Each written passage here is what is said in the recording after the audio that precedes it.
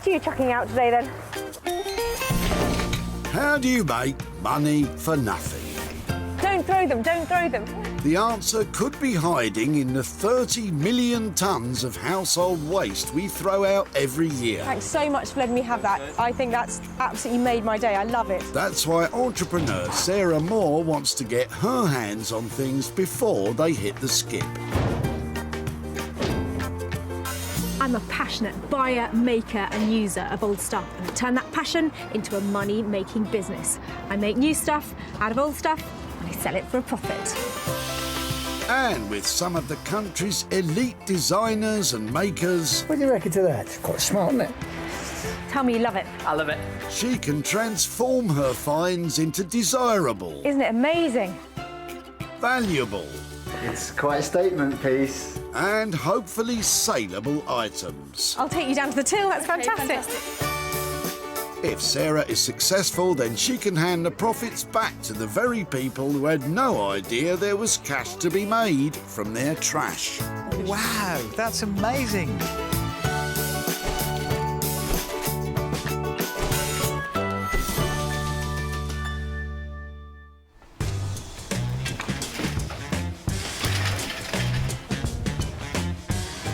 Today, Sarah is at the busy Whitley Recycling Centre in Surrey, where they take just about anything, much to Sarah's delight. Old toys, crockery, battered cabinets all have potential to turn a profit. So it's rummage time. Sarah needs to find 3 items with a little bit of potential that can be turned into profit. They're flooding in here. Anything can be in the back of these cars. Before she can get stuck in, Sarah had to get special permission from the folks who run the centre to find those hidden treasures. I'm after rubbish that's not rubbish, but your rubbish is rubbish. Imagine bringing actual rubbish to a rubbish tip. Honestly, some people. Thankfully, Chris and Son Kai have 1 or 2 things Sarah might be interested in. Hiya. Right. You having a good clear out? Yeah. Quick, Sarah, get in there for a nosy while he's gone. I really like those. They're nice, aren't they? So where are you getting all this from? Sorry. That's just from my garden and the sheds. We've been sorting the sheds out. Excellent. I really like those. All the stands. Yeah, what were they used for? It's like an axle stand. I really like them. Well, they may look like mechanics' axle stands, but in fact they're not. These will most likely be used as part of a workbench of some kind. I hope Chris hasn't been balancing his car on those while he works underneath. If it would be all right to take those, I'd love to take them, but can I keep in contact and show you what I've done with them? Yeah, of course you can. Yeah? Yeah, no worries. I'm really pleased with these. Thanks ever so much. So Chris is happy to hand on his old rusty props, but what does he think Sarah will do with them? No idea. Fair enough, Chris. I've got a designer in mind that will absolutely love these. And when we're finished, there's going to be a really amazing product, and I'm hoping some proper money to be made. Proper money for those? Well, if you're going to stand a chance, you'll need the help of someone very special.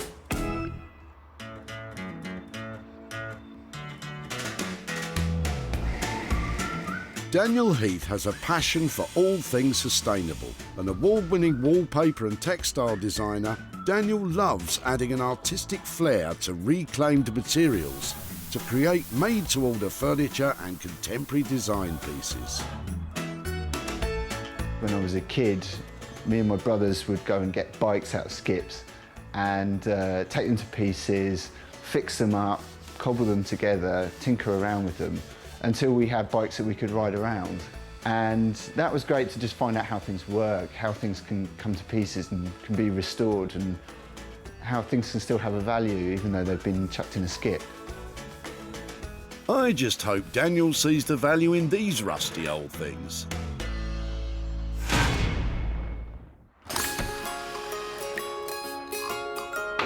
We are 1 down and 2 to go, and as ever, Sarah is busy poking around strangers' boots. Right. I'll stop rifling through other people's rubbish. She doesn't mean it, you know. She can't help herself, especially when she spots a familiar car. Oh, you back again? Oh, wow. Brent's been here before, cleaning out his mother's home, and Sarah loves the look of the old chair. So Parker Knoll, very recognisable shape. This is in Mother's bedroom. And has it been there for as long as you can remember? Yeah. Is it comfortable? Can't say I've ever sat in it. Is it you or me? You're going to test it? British manufacturer Parker Knoll has been making quality chairs for more than 140 years. Out the way, let's have a go. This one probably dates from the 1950s, and by the look of it, it's still in good nick. It's really quite sweet. Do you think it's something that we could reupholster, maybe paint? Would you mind us? Yeah, definitely, if it benefits someone. Thank you ever so much. Sarah looks like the cat that got the cream there. But how does Brent feel about letting go of his dear old mum's chair? Hopefully bring it back to life and get some good money for it. This will become a desirable item. It just looks really tired and old at the moment, and the challenge is deciding what to do to it and where to send it, so it really makes some money. So it's a good thing I know just a man to haul a dated 50s chair into the 21st century.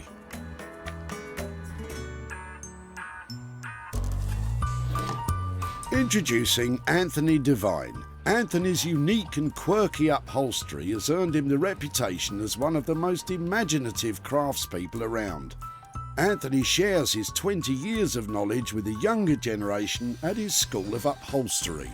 Every day we work on something new and we get to experiment, and I love experimenting. I mean, like with the new technology in printing and computers and stuff. I like the new breed of the students we're getting in here where they want to experiment. They've seen what's on the high street, it's not right for them. So yeah, every day in here is new and fresh. And that's where my enjoyment lies. Once I've had a cup of tea and a biscuit.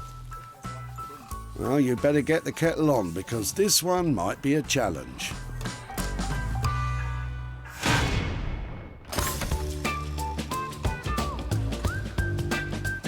Having already secured 2 items, now it's Sarah's turn. They're fab, aren't they? Whatever she finds next will be her own personal project. Some of the stuff people throw around here is criminal, isn't it? Crikey, I do worry about you sometimes, Sarah. Luckily, what's in Yolanda's boot should keep Sarah's mind occupied for a while. I quite like your chicken wire. Yeah. So what did you use the chicken wire for? It went across a pathway in the garden to stop the dog getting across. So there's an area for my granddaughter to play and an area for the dog. Excellent. Do you think I could make anything out of chicken wire? You can make all sorts of stuff out of chicken wire. Do you think I'm mad? Yeah. To be honest, I don't think you're on your own there, Yolanda. I don't know if I'm going to be able to make anything out of it, but there's enough of it that I stand a chance that, you know, I can do something. So, yeah, hope I do it justice. Thank you ever so much. Hopefully see you again with some money. I wouldn't be counting your chickens just yet, Sarah. What does Yolanda reckon? You can make anything with chicken wire, can't you? It bends well. Yeah, I think you can make all sorts of sculptures, and yeah, you can put plaster of Paris onto it to make it into things. So, no, I think you can make some good stuff with it. If you've got the time and the patience. So what do you reckon? What on earth am I going to do with that? There's a fair bit of it. We just need to think really carefully. We'll take this away and see what we can do.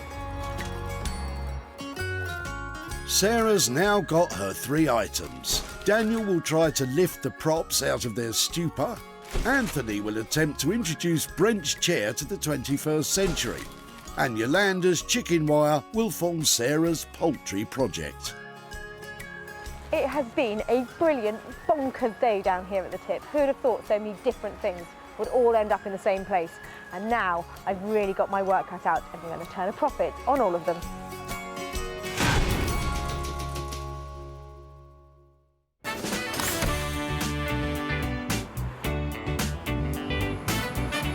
Walthamstow in East London is just a sort of vibrant place where urban grit combines with exciting young design talents.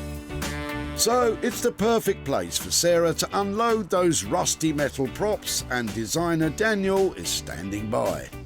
I'm in anticipation.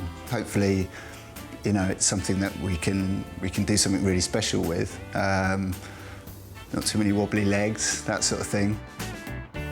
You might want to sit down, Daniel. These are not the most obvious items to bring to Daniel Heath. He's a surface pattern designer that normally likes to print on flat things. But I've got great ideas for these. I hope he likes them too. Only one way to find out. Danny boy, Hello, how you doing? I'm really well, how are you? Yeah, good to see you. And you? Look what I've got for you. Presents. Oh, right, okay. Are we setting up a garage? That's really harsh. I think these... I was going for sculptural, No, they are nice. They are Fine. nice. I like the curve. really impressive, aren't they? Yeah, I can't work out what I'm going to do with them yet. I did think potentially we could raise them up. Do you have any pencils, do you? The height of the stands is adjustable with a little help, Excellent. so that might factor into any new plans. Maybe a console table, side table, I was thinking. Sure. I mean, I'd like a big table, but I'm sort of a bit worried about the structure. They're going to take a lot of weight, and they're quite, they're really stable. I think we could go for something bigger. Really? Maybe we could do something about 2 metres. That's huge, isn't it? Yeah, I think that'd do it. A great big table sounds right up Sarah's street. So, what's the plan? Taking away all the oxidisation and any flakes of paint, and then maybe we could get them coated, get them dipped, maybe get them a metallic finish. I'm loving the idea of metallic. Yeah, this all sounds lovely, dipped, metallic, but at the moment you just have a pair of legs. Where's the tabley bit going to come from? Possibly join some scaffold planks together. We sand it back, and maybe I can do something on the top of it. A bit of painting, or maybe printing or applying some pattern onto the top. Magic, absolutely inspired. Well, old scaffolding doesn't cost much, but metallic dipping sounds expensive. In order to get these looking their best, to make that top, I think we're talking around £600. And, it's going to be a one of a kind. Well, I'll leave you the props, and I'll see you very soon. Great. Nice to see you again. Bye. Those props are really going to pack a punch when they're transformed into a dining table. When it comes to selling, size is important. A big table, I can make a big profit. Sarah is certainly thinking big, but Daniel's an expert in print design, not table making, so taking on this project is a real risk for him. It's a challenge, and they're interesting, they're exciting, but they really, really need a lot of work. At £600 outlay on materials and labour to transform the rusty props into a table means a big gamble on turning a profit.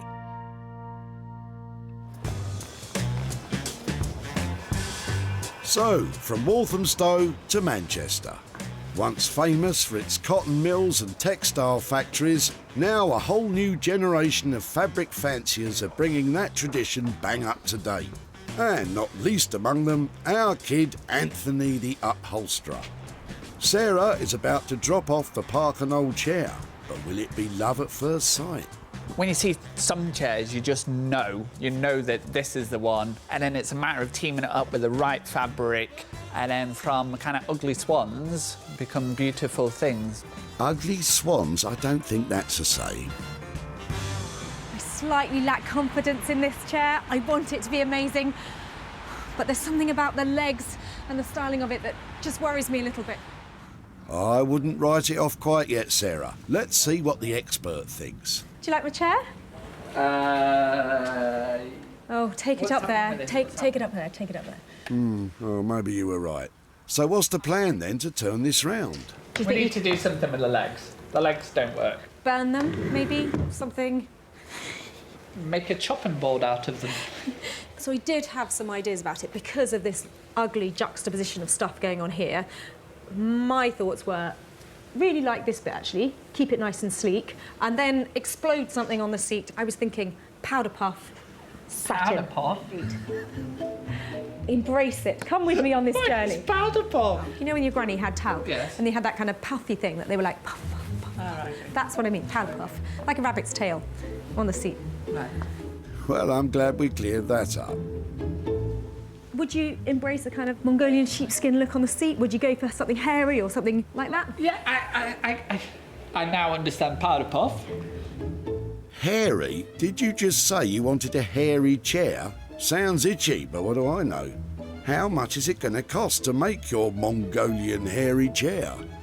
I think I'm going to struggle to sell this for heaps of money. So it is a kind of Anthony's ingenuity test, this one, to see how far a small budget can go to make this into a big profit. Powder puff, no budget. I mean, like, what do you expect me to do here? I was hoping, are you ready for this? 250 quid. That's a full house. Ah, powder pop, 250 quid. I think what we'll do is we'll set it at 265. 265, I leave it with you at that. Just go for it, work the magic. Yeah? Mint.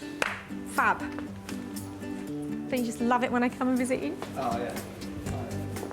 Buy me some sheep. Hairy sheep, Mongolian hair. Oh my goodness. Who would have thought that Anthony would take on the powder puff challenge? Such a weight off my mind because I worry about the profitability of that chair. Sarah may have got a great deal, but quality sheepskin can't be cheap. Will Anthony really be able to transform it on budget? It's just making sure we throw enough at it to get the right selling price, and obviously something left in it to buy the biscuits. Anthony has only £265 to spend on materials and labour. He'll have his work cut out to turn a dated 50s armchair into a modern sheepskin-covered stunner.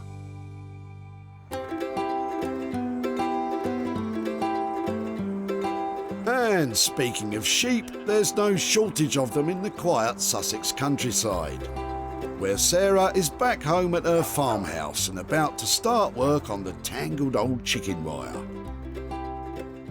I've spent a long time thinking about what I might do with this. I came up with all sorts of ideas about maybe trying to tuft it and make a rug out of it, or perhaps big footstool with lots of strands coming off these to make a geometric pattern.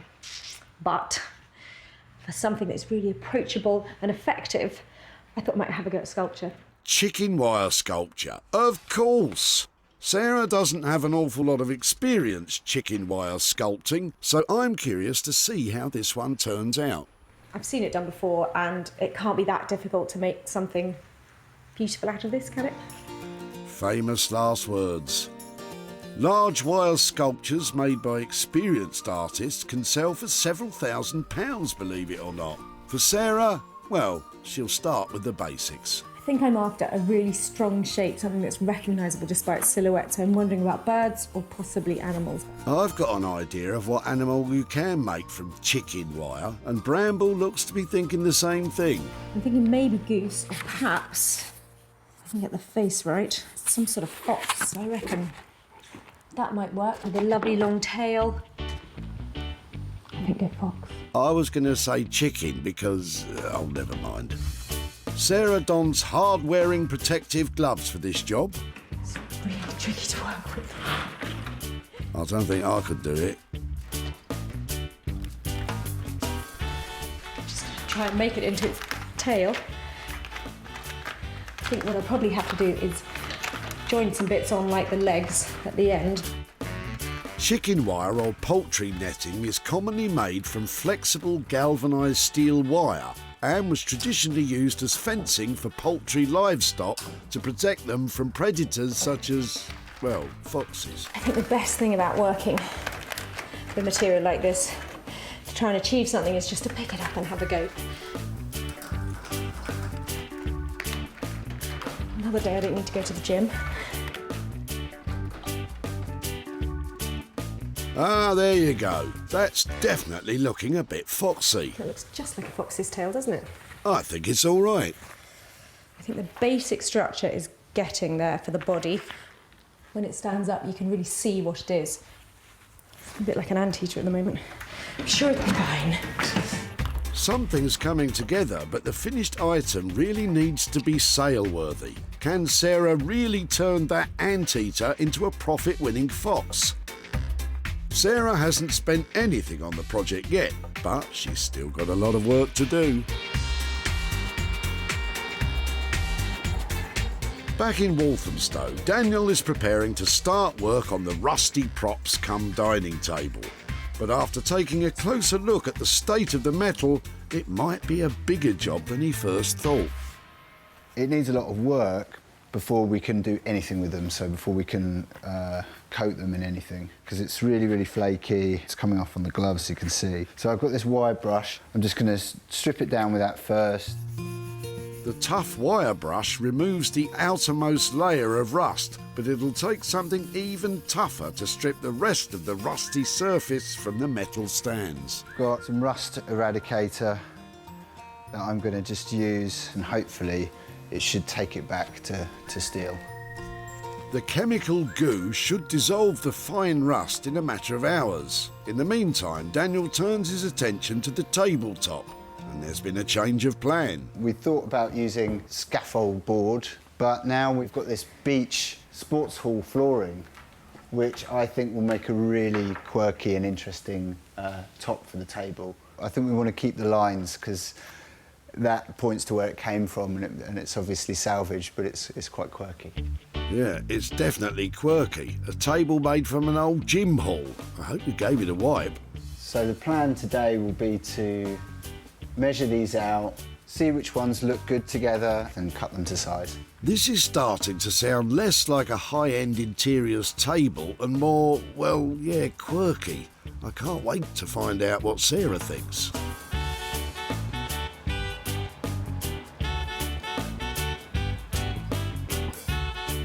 Back in Manchester, upholsterer Anthony has already stripped the Parker Knoll chair There we go, with the help of his assistant, Marianne. As yet, I've not seen any of the hairy Mongolian sheep fabric lying about. Perhaps he's come to his senses. So we've finished stripping it now, and we're basically getting the arms and back legs prepared. So I've taken out the back to sand it all, and now I'm just going over with a finer sandpaper just to kind of give it a really smooth finish. The beauty about this chair, being a Parker Knoll, it always has like the kind of they call it the ticket, it's the production label, and they're always dated. So this one is the 11th to the 11th, 1951. Which, by my maths, is over 60 something years old. Upholstery is my strong point, not maths. Don't sell yourself short, Anthony. Yeah. After the sanding, Anthony begins to apply a bit of coloured wax that both protects the bare wood surface and highlights the natural wood's grain. It's still good to be able to see some of the kind of the nicks and the bumps and scratches and stuff in it, because we don't want to eradicate the history of it. Once the waxing is done, it's time to replace those two front legs Sarah doesn't like. You only get one go at this, Anthony, so be careful. They're turning back. I can't watch. He's going for it.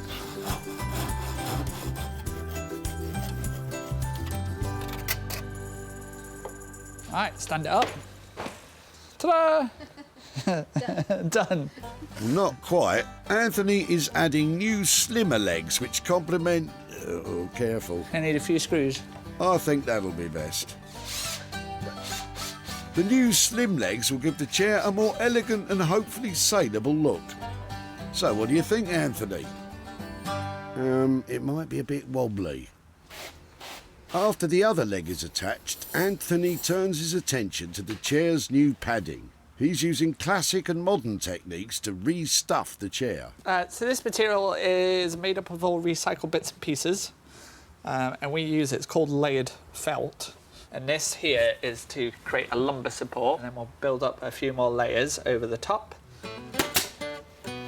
After the layered felt and support, Anthony adds a softer layer of cotton padding for comfort. Feather that side up to there, and we'll staple that in. He then adds a layer of fire-retardant calico to bring the chair up to modern safety standards. Oh, and here comes the next apprentice. It's Anthony's daughter, Poppy, come to supervise her old man. Is that good? You happy with that? You tell him, Poppy. I think Sarah's going to like it.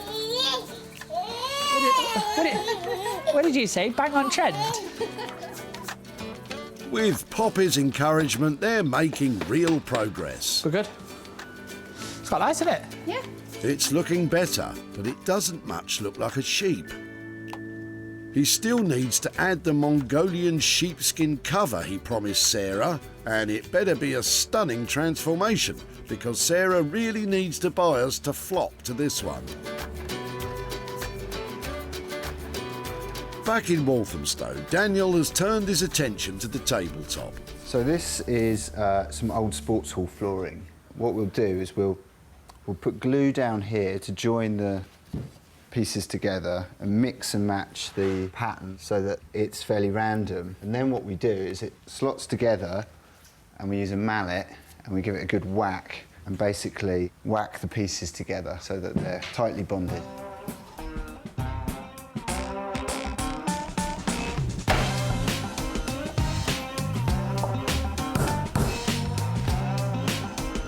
Once Daniel has finished playing whack-a-plank, it's on to the next stage. So I'm quite happy with this now in terms of width and the length of the table, how it's looking. It's all been glued and bonded together, so the surface is good. For the next part of the process, Daniel has taken the table outside. He's using a chemical stripper to remove the varnish, which should always be applied in a well-ventilated area. With the varnish remover applied, Daniel can leave it dry while... Oh no! Came apart. Yeah, it came apart. This isn't good for Daniel. Not only will he have to reattach all those planks, but he'll have to rethink the whole design, because a table that falls to pieces isn't going to fly with Sarah.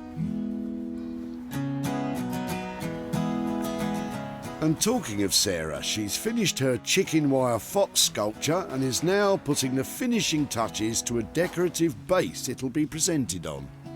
I just keep thinking how ironic it is that I'm making a fox out of chicken wire. Yep, it's the ironic Mr. Fox. When Sarah picked up the chicken wire, it was a nondescript roll of netting, fresh from its job of fencing the garden.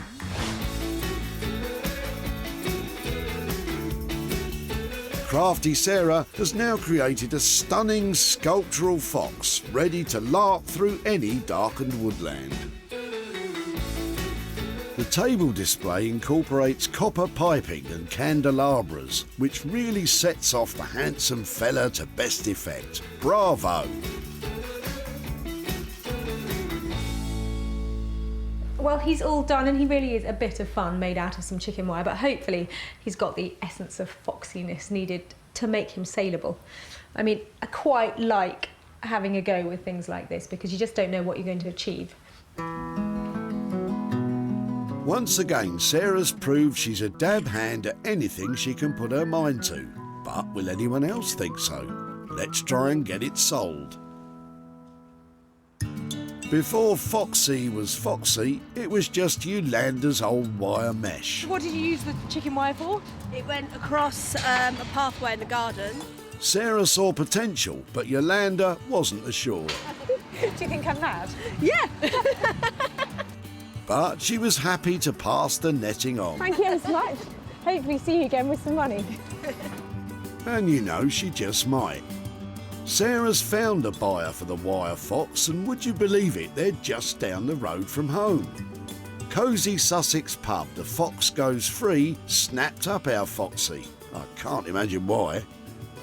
And manager Christian seemed glad to add him to the family. It looks like it's at home already, to be honest with you, so fantastic, really good. So Christian loved our Foxy, but how much was he willing to spend? Sarah has travelled to Chiddingfold in Surrey, where Yolanda is hard at work. Hi there. Oh, hi. Lovely to see you again. Yeah, and you? You look busy. Yeah, come all mucking out. It's never finished. No, I don't. How many horses have you got up here? We've probably got about 30 at the moment. Wow, that keeps you Yeah. busy. Well, I've been busy with the chicken wire that you dropped off. I got the task of turning it into really? something, yes. Did you have any idea about what we'd do with it? Do you know, I was thinking about it and I thought you might, the same as you said, sculpt it and put plaster of Paris or something and turn it into something. And after that I thought, nah, nothing else is going to happen. I went for sculpture. I haven't really done anything like that before, so it was quite good fun to get hold of it and try and make something out of it. Do you want to see what we did? I'd love to. Yeah, so that's how it started. That probably looks more familiar, and that's how it ended up. Oh wow, that's lovely. Fox sculpture. No, that is really nice. I didn't think you'd ever get it looking as good as that. That's great. So he was a good bit of nose to tail recycling. There was nothing added to him that wasn't found either from you at the tip or hanging around at home. He was snapped up by a pub down in Charlton. And they paid us £50 for him, and so that's for you. Brilliant, thank you. I made a decision that if he ever did sell, or if you made something, that I would give the money to charity. So that will definitely be going to charity. Thank you very, Brilliant. much. Well, I really enjoyed working on him. Thanks a lot. Thank you. Sarah spent absolutely nothing on materials, meaning with a sale of £50, Yolanda has £50 to donate to a charity of her choosing. So that's one item producing a profit. Let's see if we can make it 2.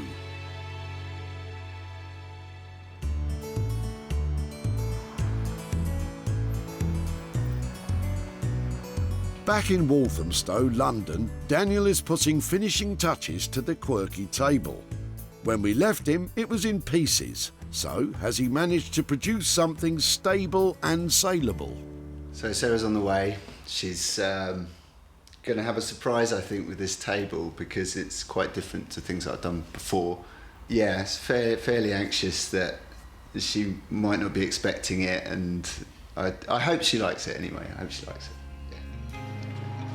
Well, I'm back in East London to find out if Daniel really did manage to make a dining table. He'll have had his work cut out, that's for sure. They started off as 2 dirty, flaky, ancient metal props that had nowhere to go but the dump.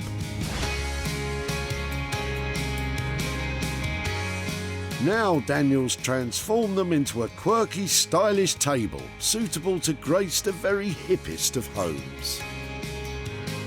The rusty stands have benefited from a slick and glossy new paint job.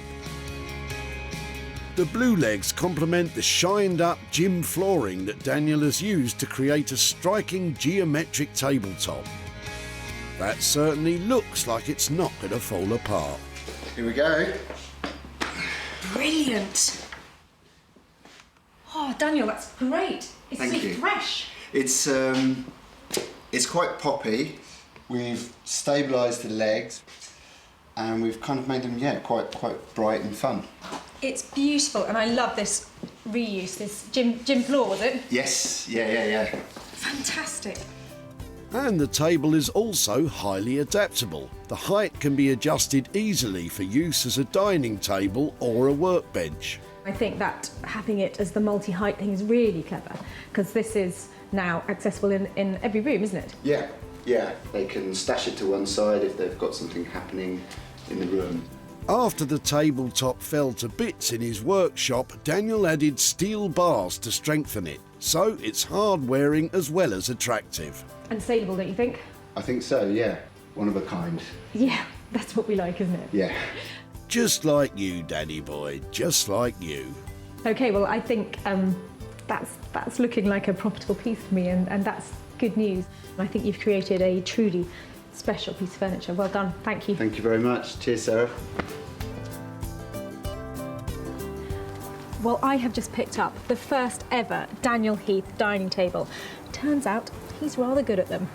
That is definitely going to be saleable. I was pleased that she was pleased with it. I think it's quite different from other things that I've done, and it's quite fun. So, yeah, delighted. I think because this item's quite flexible for people, you know, it's adjustable. I think it's quite hopefully it will sell. Yeah, hopefully it will appeal to a lot of people. But, you know, we'll see when it gets out there.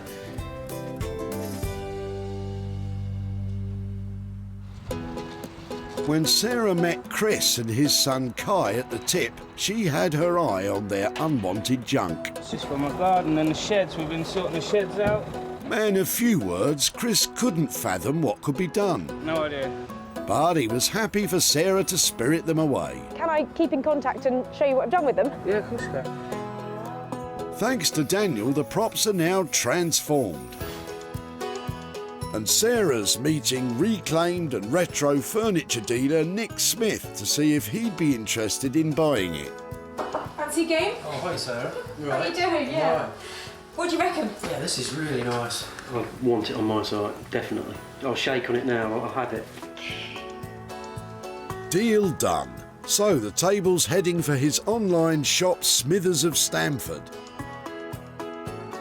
Now Sarah's on her way to the village of Whitley in Surrey to update Chris on what eventually became of his rusty old stands.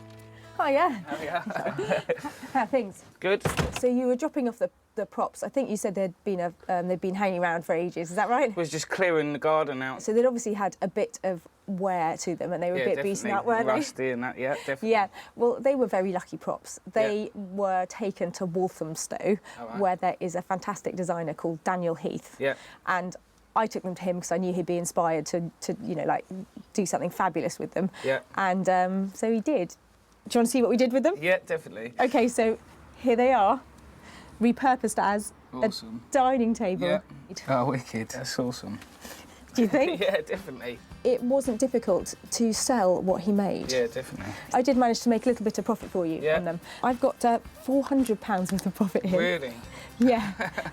Surprised about that? Yeah, amazing, isn't it? That's well good. I don't know what to say. Chris is speechless, but what will he do with his unexpected loot? Take kids out, go and buy some toys, take them out for the day. That will come in handy then? 100%, yeah. Excellent. Altogether, we had great fun with your old props. So yeah, definitely. I'm going to say thank you so much. Thank you very much. And thank you very I'll much. be looking out for you at the tip again. Appreciate it. Thank Take you. care. Appreciate it. Thank you. Sarah spent £600 on Daniel's materials and labour to create the table.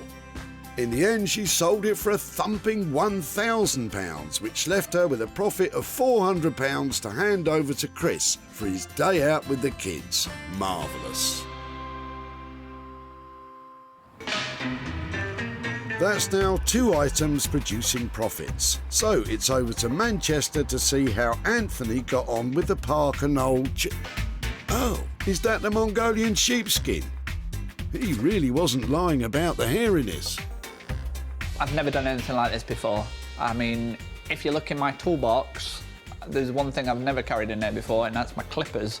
So I've been shaving the chair, stood there like a hairdresser, snipping away at it, looking, making sure I'm fluffing it all up. Yes, that's been a whole new experience. I am really hoping that Anthony has managed to embrace his feminine side and turn that retro, rather unattractive chair into a fabulous powder puff piece. The old chair was certainly a bit dated and drab, but now here we go. OMG, what on earth is that?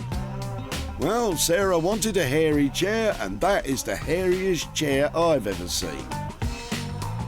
Anthony shouldn't have even bothered changing the legs, you can barely see them. That is a triumph! Well done! One powder puff. Isn't it fantastic? I actually really like it. I really like it. I think that's perfect with that wood like that. Yeah. That is beautiful, isn't it? What have you done on the back? So the back, Oh, cool. all upholstered and fixed. It's a beautiful finish. It's really lovely, isn't it? Well, we're thinking already about having one at home. Yeah, I'm sure it'll fit in nicely with your hairy living room. But after all that, Sarah seems delighted. I think it's a triumph, and that's going to sell, isn't it? Well done for making it look like that, because it could have looked really shabby, and now it just looks chic. It's amazing. Oh, Anthony, you've gone all fluffy. Steady. Now that is a totally spectacular transformation.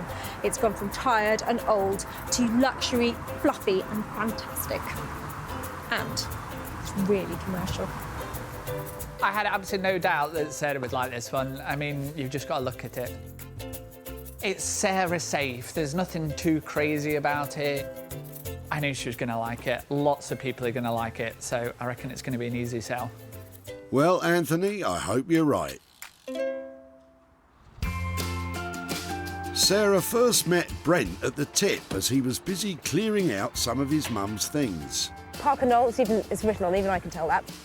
Once Sarah spotted it, she was eager to acquire the skip-bound seat.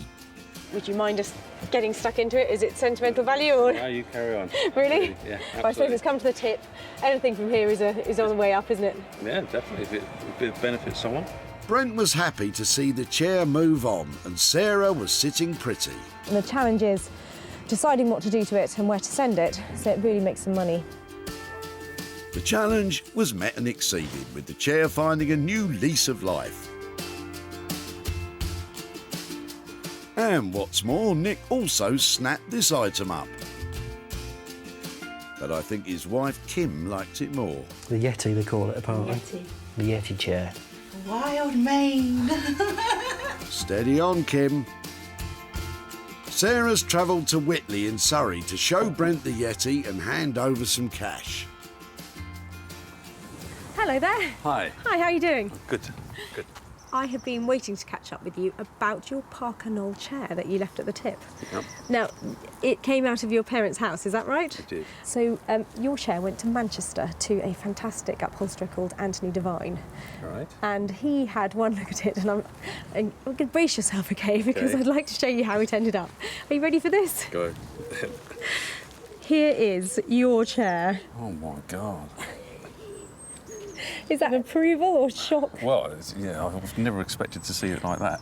Well, do you know something? There are people who love that alpine chic and that sort of look. It has a place, and it really was a transformation because it did go from looking quite retro to looking really quite edgy. Yeah. And that's a good thing because when you produce something that has that little something extra, you get people who like to pay for it. So I've sold it. Wow. Yeah, and I'm going to start off with the £5 there, and I think I've got just another £130 to go with it.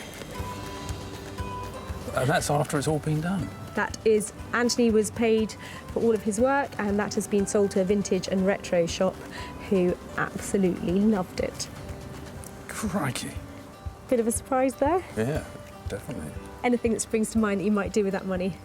I think probably the prostate cancer charity.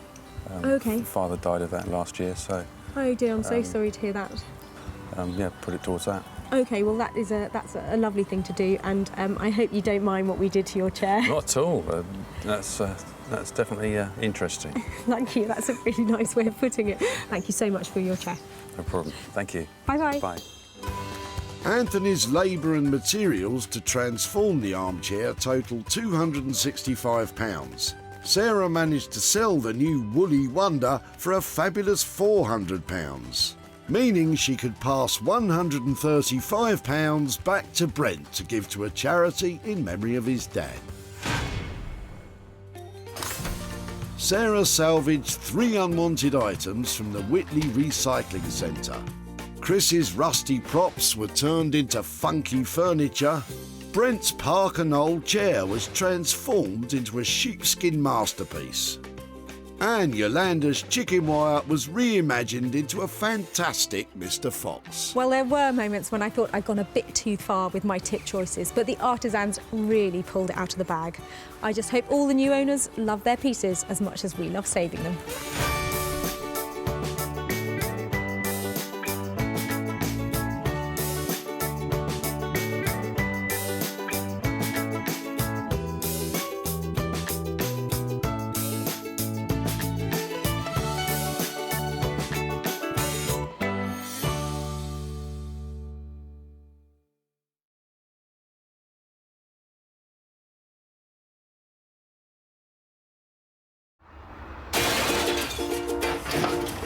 What are you chucking out today then?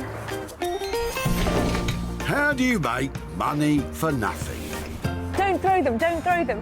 The answer could be hiding in the 30 million tonnes of household waste we throw out every year. Thanks so much for letting me have that. I think that's absolutely made my day. I love it. That's why entrepreneur Sarah Moore wants to get her hands on things before they hit the skip. I'm a passionate buyer, maker and user of old stuff, and I turn that passion into a money-making business. I make new stuff out of old stuff and I sell it for a profit. And with some of the country's elite designers and makers, What do you reckon to that? Quite smart, isn't it? Tell me you love it. I love it. she can transform her finds into desirable, Isn't it amazing? valuable, It's quite a statement piece. and hopefully saleable items. I'll take you down to the till. That's Okay, fantastic. fantastic. If Sarah is successful, then she can hand the profits back to the very people who had no idea there was cash to be made from their trash. Wow, that's amazing.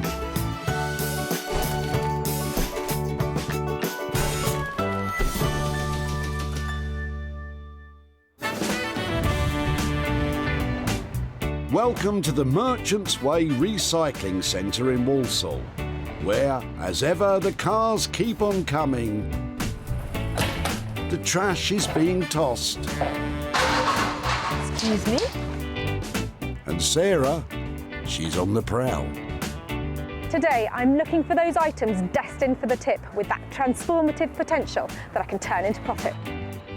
But before you eager beavers get any idea about heading down to your local dump, Sarah's been given special permission to raid the rubbish. You never know what you're going to get here. That's why it's so thrilling. She's on a mission to save 3 items from the scrap heap to rejuvenate or repurpose and sell on for a profit. It looks like there's plenty of potential loot in Dave's boot. You've got a car full. What are you doing? This is my auntie's moving from a house to a apartment. But there's some real old stuff in here, I tell you. Surely, in amongst all this, Sarah can uncover an item to unleash her creativity upon. After all, she can make the useless useful, the awful awesome. I don't know where the head's gone to, I'm sure. Some items, though, are beyond even Sarah's skills, thankfully. Tell you what I'm liking the look of. What's that? Little stool or something? Yeah, it's a table. It's a telephone with the seat, back. isn't it? Back in the days before mobiles or cordless phones, you may have had one of these next to your telephone, so you could have a nice sit while you had a natter. I love its legs. I've got somebody who I'm working with who loves a leg. I nearly said something earlier. I'd sooner see your legs than them legs. Them legs do nothing for me. I'm sure when you take them jeans off, them legs will do better. Now, keep it clean. This is a respectable show. Let's get back to business, please. I really like that. I love the metal on it, and I like the look. Do you think I'll get more than the £5 for it if I do it up?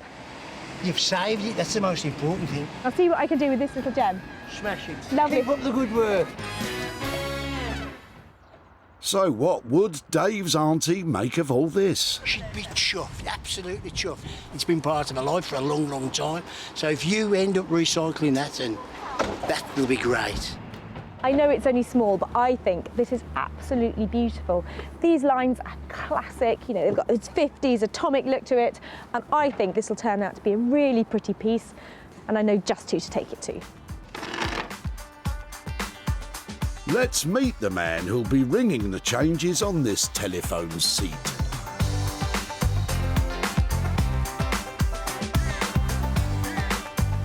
Jay Blades is a builder turned philosophy graduate turned furniture designer.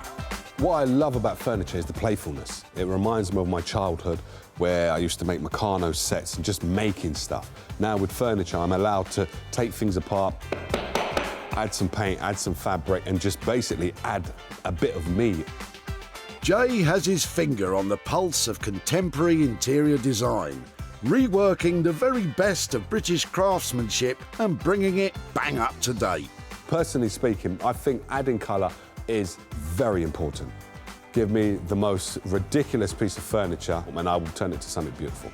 That's my claim to fame. I know I can do it. Hopefully Jay will be just as engaged when he sees this.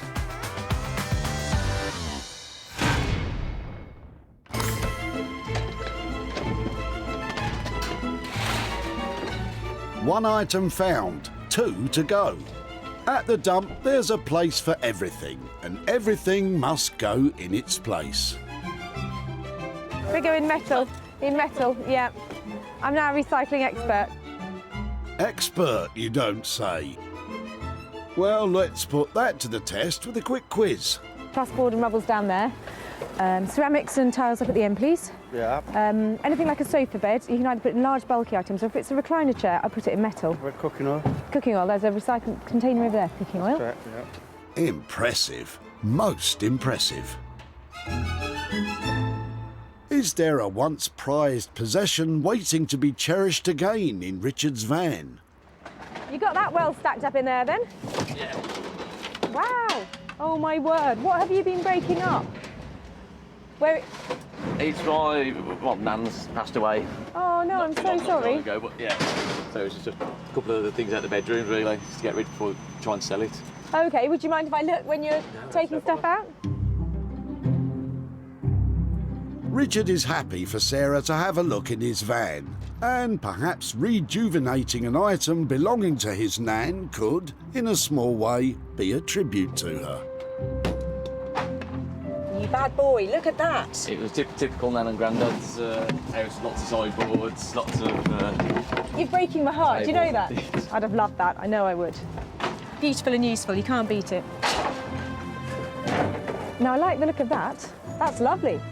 Hidden in amongst the bits and bobs, Sarah thinks she's found the perfect item. So tell me about this. You haven't smashed this up. No, that was just on the end of the bed. Oh, wow. So it's all painted to look like wood. It's lovely. I want it. Can I have it? Yeah, perfect, no problem. Brilliant. Let me take that away. I think I should be able to carry that. That is lovely. Thank you so much. If Sarah's going to transform this old tin trunk into a treasure chest, she's going to need some serious help. But don't worry, she knows just the fella.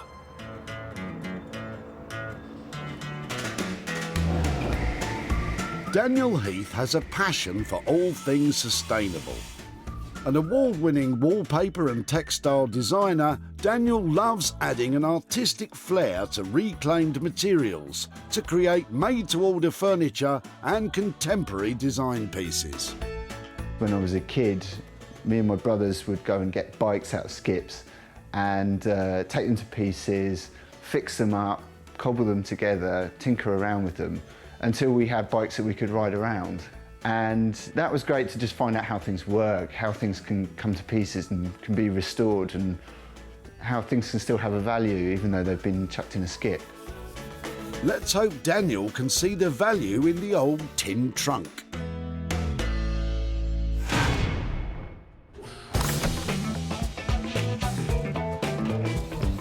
Sarah's got goodies for Jay and Daniel, but now she needs to find an item for herself.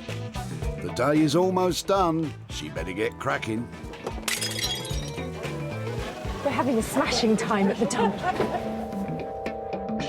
When it comes to cleaning out the cupboards, we might say take it to the tip.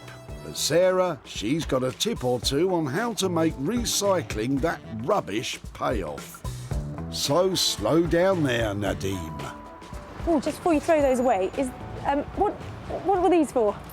Oh, we just got some... Pop them down, relax, relax. I just made some drawers at home. Oh, really? Yeah, so that's what the blocks are for. Brilliant. Yeah. How many have you got? Oh, I've got plenty. Well, I'm after little things from the tip that I think I may be able to make something out of. And there's something so nice and chunky about these little bits that if you didn't mind me taking them away, I'd love to see if I could make them into anything. Yeah, can do.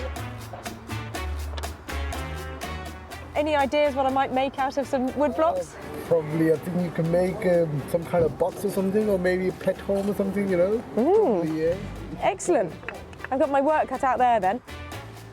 Right, that's loads to play with there. Look at that. I'm sure you can do quite a lot because I've been told they're quite handy stuff to keep them, and probably you can make something out of it, but I'm not obviously a person who would know much about it, but yeah, I'm sure you can definitely do something with it. Yep, you sure could. You could chuck them in the tip. I have no idea what she's going to do with these. There's something about it that just screams children. I don't know why. I think it's that sort of old children's toy of blocks, but I think that these can be made into something probably for decoration. I'm thinking maybe a row of houses or something out of these. Just a bit of fun, a couple of quid each, but because I've got quite a few of them, there is a chance that I might make a few quid out of them. Sarah's scavenged her 3 items. Jay will be getting to grips with the lovely legs on the telephone seat, Daniel will transform the tin trunk from shabby to chic. And Sarah will get creative with these cast-aside cut-offs. Well, today has been full of surprises, and although the items I've gathered don't look like much at the moment, I'm certain I'm going to make some money for nothing.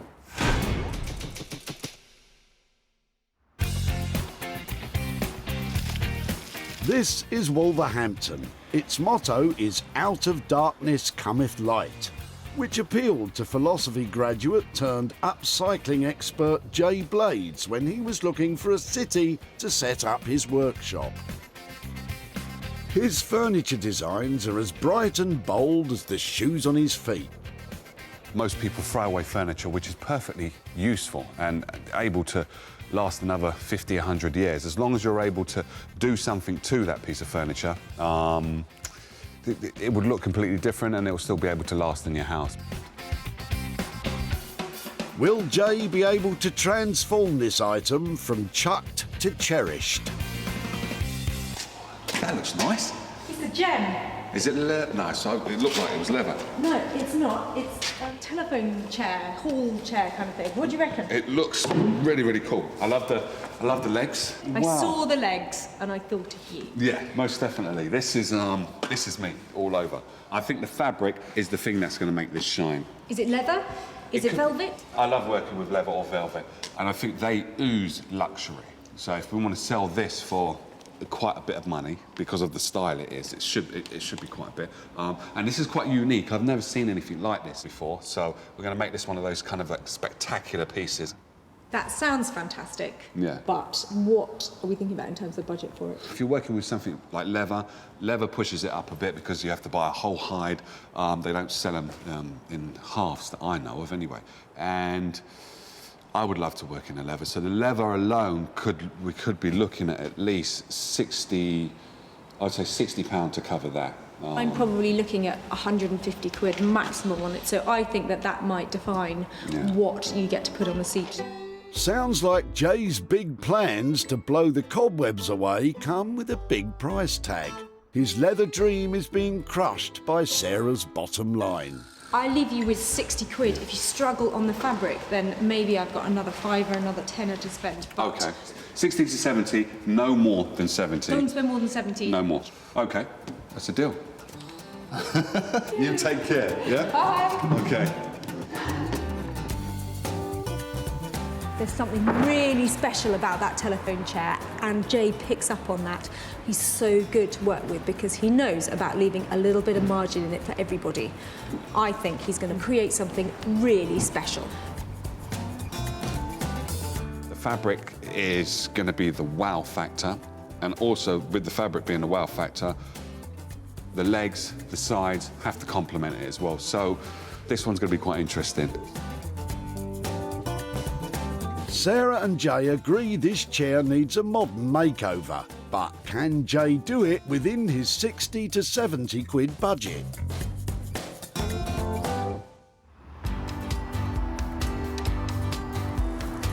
Walthamstow in north-east London was the stomping ground of 90s bad boys of pop E17. They famously sang "Everything's Gonna Be Alright." Obviously, they hadn't seen the old tin trunk Sarah's bringing to designer Daniel Heath. The sort of work that I normally do is bespoke wallpapers. I also do sort of renovations of furniture or work with salvaged materials. And quite often, I'm the person that goes along and I choose those items. So I'm really excited for Sarah to arrive with whatever she's bringing today. This trunk is a very lucky trunk. First, it was saved from the tip. Now it's going to see Daniel Heath. Hiya. Hello, Sarah. How are you doing? Yeah, really well. Look at my treasure I've got for you. Wow. What do you think? It's great. I thought it was wood when you came in, but it's really tin, isn't it? It's not the prettiest piece, but it has got potential to be useful and hopefully in your hands beautiful as well. To make it into something else, I mean, I suppose if we sort of turned it over, we could make it into some sort of cabinet. That's a great idea. Do you know, that is actually quite clever. Sarah could be right. This trunk is in luck. You know, if we put it up on some hairpin legs, it, you know, changes its functionality. It makes it into a furniture piece rather than just a chest. OK, so what kind of thing were you thinking of? Is it sort of like drinks cabinet or something? Well, yeah, maybe a drinks cabinet. I'm a massive cocktails fan. I can't help it. I'm always trying to make people make things to put alcohol in. I only ever have one.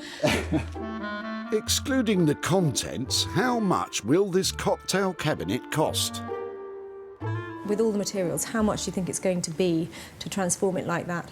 I think we could probably do it for around 275. You're making it into something that is aspirational, aren't you? Not everybody has one hanging around at home, do you? And I think that 275, I've got margin to make on that. And can I mix the first cocktail? You certainly can, you certainly can. I'll have one too. OK, what do you like? I actually like a White Russian. C for the White Russians. Great. I hope that Daniel cracks on with that trunk and finishes it really quickly, because I want to be back here having celebratory drinks and counting the profit I might make. Sarah's intoxicated on the profit potential, but I'm thinking cocktail cabinets are a niche market. I'm really glad Sarah's brought this along, because I think, you know, I'm going to have to do something that I haven't really done before. You know, I haven't done a cocktail cabinet before. So let's make this one into a really special one. Daniel's agreed a fee of £275, including labour and materials, to turn this dreary tin trunk into a glamorous cocktail cabinet.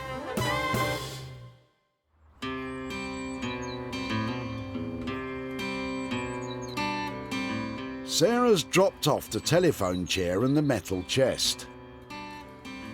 Now, at home in Sussex, can she earn a wad of cash from these blocks of wood? They're noisy, aren't they? Look at that little lot. Loads and loads of fun to be had here. There's something really childlike about them, but I'm hoping to elevate them into more of an interiors project, probably making some little houses out of them and using a little bit of driftwood that I found on the beach to make them look old-fashioned. I'm hoping that with a few trimmings, I might be able to make them into really pretty looking things that people want to have around the house and buy. Sarah's plan is to create a collection of ornamental cottages that would look lovely perched on the mantelpiece. She's using leftover sample pots of paint. If you're planning on getting crafty, it's a good idea to start keeping this type of thing. I want them to be quite rough and chunky looking. I'm hoping they might dry a bit more quickly next to the wood burner.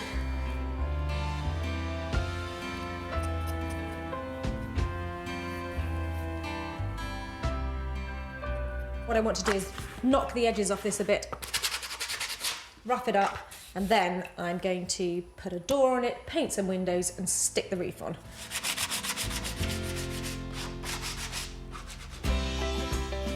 Sarah's using a bit of old slate and a piece of tin she found on a beach for the roofs. If you're going to try something like this, make sure to smooth any raggedy edges that could cut fingers. I think you really do need to find some beaten up pieces like this, because the character and the wear that the sea has created in that piece of metal, you just can't recreate. It's really weird with these things, but when you get it right, you can tell instantly the scale and how it fits. If you get it right, it looks like a crofter's cottage. If you get it wrong, it looks like a dog kennel. Let's hope Sarah's not been barking up the wrong tree with her idea for ornamental cottages. She's only spent £5 on glue and a few nails. Everything else was free.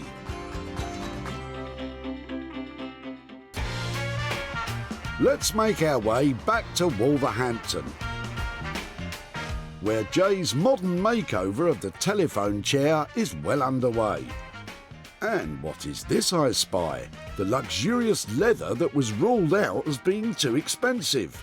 Tell all, Jay. I got some really cheap leather from my local market, which I really love going to. I know everybody goes to these fancy kind of fabric houses, but I go down to the local market and he sells me a bit of leather, get it at a cheap enough price and I can put it onto chairs like this. But I've kept the same kind of colour, so it's similar, and I've added a button. The reason why I do upholstery first sometimes is because I want to see how the fabric looks and then add the colour with the paint. I know I'm going to be adding this colour somewhere. We put the kind of cushion on the back, but to tell the truth, I don't like the cushion. I think it doesn't work. I think it looks so cool without the cushion, it's unbelievable. The back just destroys it. But will Sarah agree to chucking the cushion, especially now it's in luxurious leather? I'm not so sure, Jay.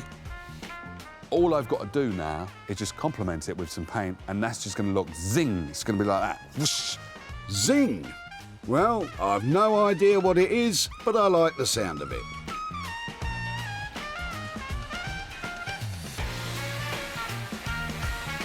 Jay is using an electric sander to expose the natural grain of the wood. I want these to be a work of art, so I have to put some effort into them, which basically means rubbing down, getting the grain up, but this is going to really look cool when it's finished. As I've said before, zing is what I'm after. The key to a long-lasting paint job is to prepare the wood so it's clean and crisp. Best thing to do when you're painting, I would say, is to put less paint on. It's always best to really put a thin amount, just so you're in control of it and you can actually spread the paint. That's a top tip. I, however, have a tip about your top. If you're painting, best not to wear a pristine designer white shirt. Wow. That's the first time that's ever happened. That's quite amazing. Look at that. I've just got black on my shirt. Shocker. Who'd have thought? Blue leg is to match the button, and to make the button stand out even more by adding another element of blue. And against the 3 black legs, it's just going to look very, what's the word?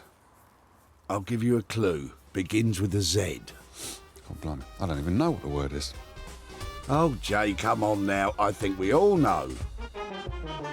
It just gives it that zing. That's the one. But will this zing equal ka-ching when it comes time to sell? And will Sarah agree to chucking the cushion? Back in Walthamstow, North East London, the cocktail cabinet is in full swing. Daniel has brought in his assistant Laura to lend a hand. They've applied a primer coat of paint and are now on the second coat of the finish, a soft cream. It's lighter than we were going to do. We were going to do quite a dark blue, but actually I think because of the size of it, I think that would be quite imposing in the space. So we're going with something quite light, and then as you open it on the inside, you're going to have this glamour of the kind of opulent lining that we're going to put inside. Opulent, eh? That sounds exciting. How exactly will that be achieved? This is the wallpaper that we're going to use.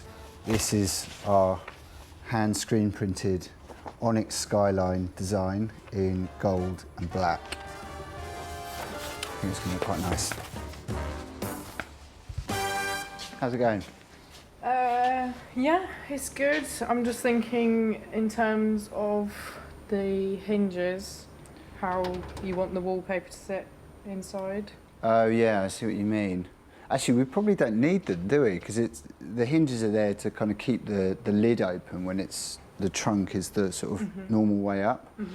So maybe we should take them out somehow. I think it might be time to break out the power tools.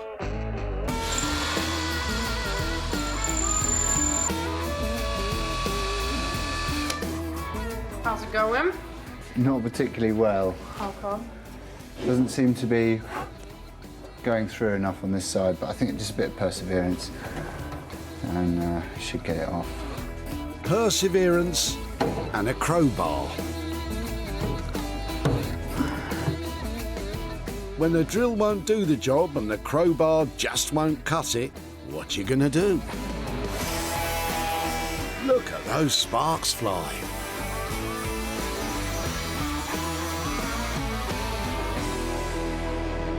Got it.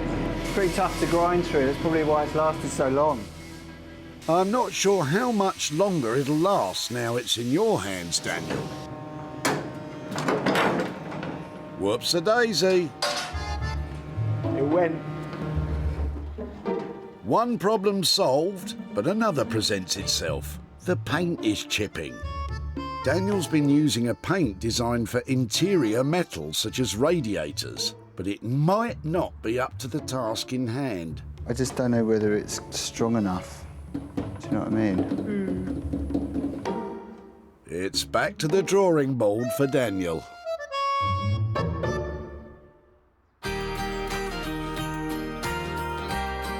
Back at Sarah's home in Sussex, her cottage industry producing ornamental cottages is a hive of activity. I've been practicing windows to try and see what looks best. I think I'm just going to paint them on using that little square brush.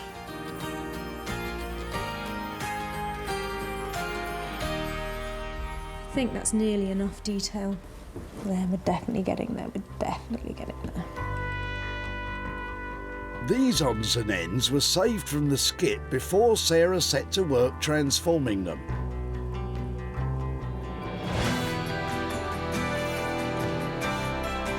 Well now, aren't these little treasures? Sarah's eye for detail, the little pieces of tin used as dormer windows, the nail fence has made these old blocks simply stunning.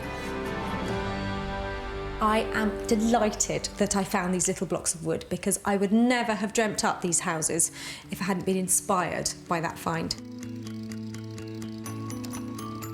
Sarah first discovered the cast-aside cut-offs in the back of Nadim's boot. Oh, just before you throw those away, what were these for? I've just made some drawers at home. Any ideas what I might make out of some wood blocks? Probably, I think you can make some kind of box or something, or maybe a pet home or something, you know? Probably, yeah. A box or a pet home. Excellent ideas. Sarah didn't go with them, though. Sarah posted photos of the 6 ornaments on her social media page with price tags attached. Bramble, do you want to see the houses? What do you think, Bramble? 1 bark bad, 2 barks good. They had Bramble's bark of approval and they quickly started selling. Now Sarah's making her way to Nadim's home to tell him what became of his blocks of wood. Hello. Hi, Nadim. Hi. You okay? Yeah, very well, very well.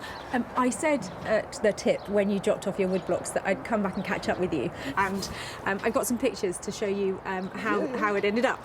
So here is how you probably remember them. That's right, yeah. And this is how they ended up. Wow, that's amazing.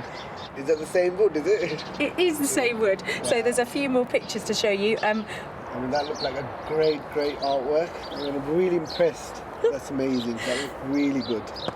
Well, I'm really pleased. I'm pleased that you like them, and it turns out that other people like them as well because I sold all of them. Wow. And I've actually got some profit to share with you. Okay. I have got £180 for you. Seriously?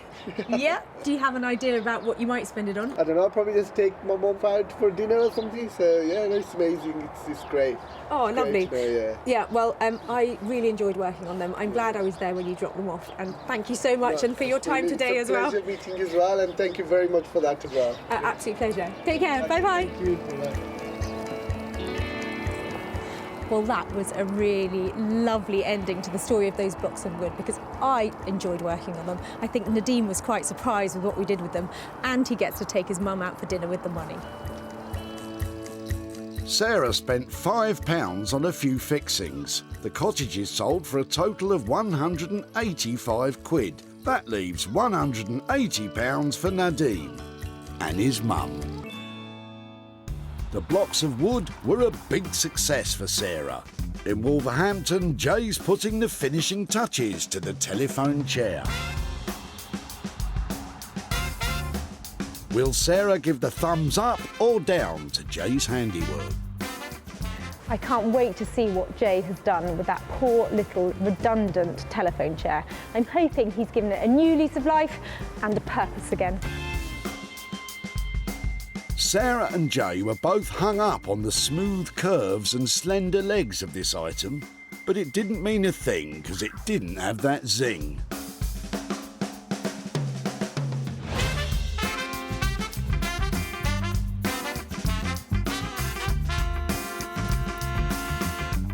The two-tone colour palette and simple but eye-catching addition of the blue button make it modern and stylish.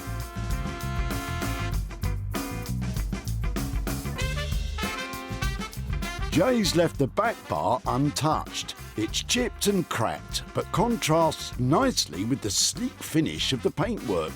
A talking point, hinting at the chair's history. And of course the leather. A touch of extravagance, exactly what Sarah was after. Now, this is how Jay would like the chair to look. But for Sarah's viewing, he'll bring back the cushion and try to smooth talk her round to his way of thinking. Good luck with that. You like it? Let me look at it. It's leather. It's leather, yes. I thought I'd push the boat out a bit, just a wee bit. It's luxury. It is luxury. The one thing I don't like is I don't like the back. I think it doesn't look good with the back on there, but the back off, now that is style. For me, it just doesn't look... When you look at it, because no one has a chair up that high anyway, really. But it just looks cool. Really, really cool. That could work. Will she or won't she? Personally, I'm on Team J. And now it looks naff. Cool. Yeah, baby! You're completely right. This is luxury, classy, designer, and that is sluggish, isn't it? Yeah, it's just, it's not good. But that works. That looks, I think that looks really, really cool. You've done well there. You've done well. I have done well. Thank you.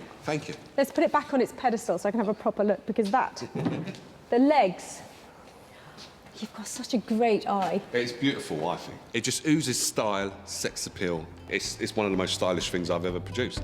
And because Jay did a deal on the leather, he hasn't burst his budget. He completed the work for £60. The leather, you normally buy a leather hide and it can be like £250, but I've got a man at my local market and he sells me leather hides really, really cheap, and this was like an off-cut of one, and like, yeah, it just worked. It's the business, isn't it? It may look the business, but will it be a good bit of business? The proof as ever will be in the profit. Well, Jay has definitely managed to get some life back into the old stool. And I'm going to make a bit of money on it because the design is great and it's got a very strong look now. Sarah first spied this leggy lovely in Dave's boot. Who's that? Little stool or something? Yes. It's the telephone With the seat, back. isn't it? It belonged to Dave's auntie. It's been part of my life for a long, long time. So if you end up recycling that, then that will be great. All the vintage chair needed was a little va-va-voom. Made over to the max, it was an easy sell for Sarah through a specialist antique and upcycling shop in London. And now she's on her way to Dave's house to surprise him with the good news.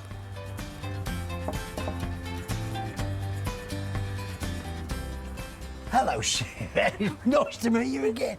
And you? I'm really well, David. How are things? Smashing, yeah, smashing.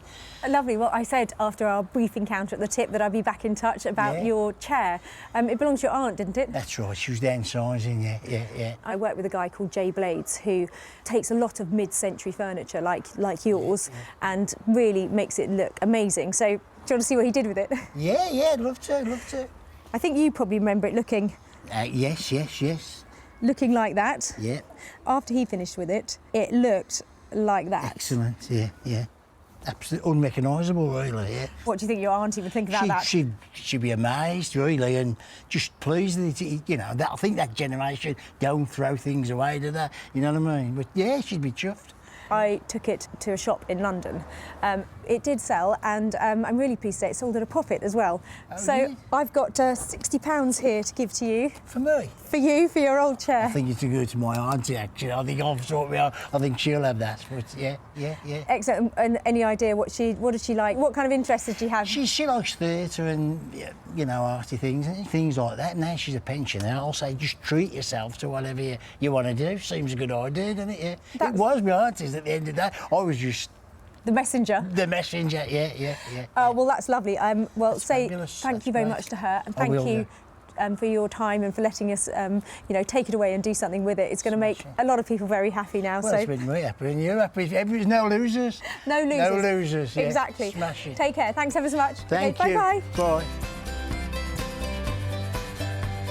Jay charged Sarah £60 to transform Dave's auntie's chair.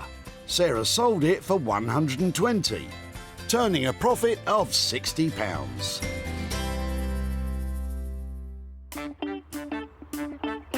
That's 2 success stories. The pressure is on Daniel and his cocktail cabinet. I hope he's fixed that paint problem. Sarah's made her way to Walthamstow in London to check it out. So I'm expecting the rusty tin trunk that I dropped off to be transformed into something fabulous with the work of Daniel Heath. He mentioned cocktails. I'm well up for that. Hold on, you mentioned the cocktails. Will she be toasting Daniel's success or drowning her sorrows?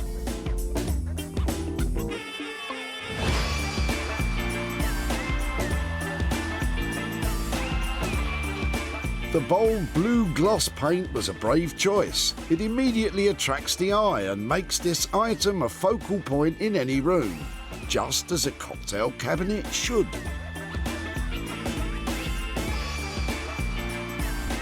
Daniel's Art Deco wallpaper is a little bit lush, and all in all, I think this will add the wow factor to any interior.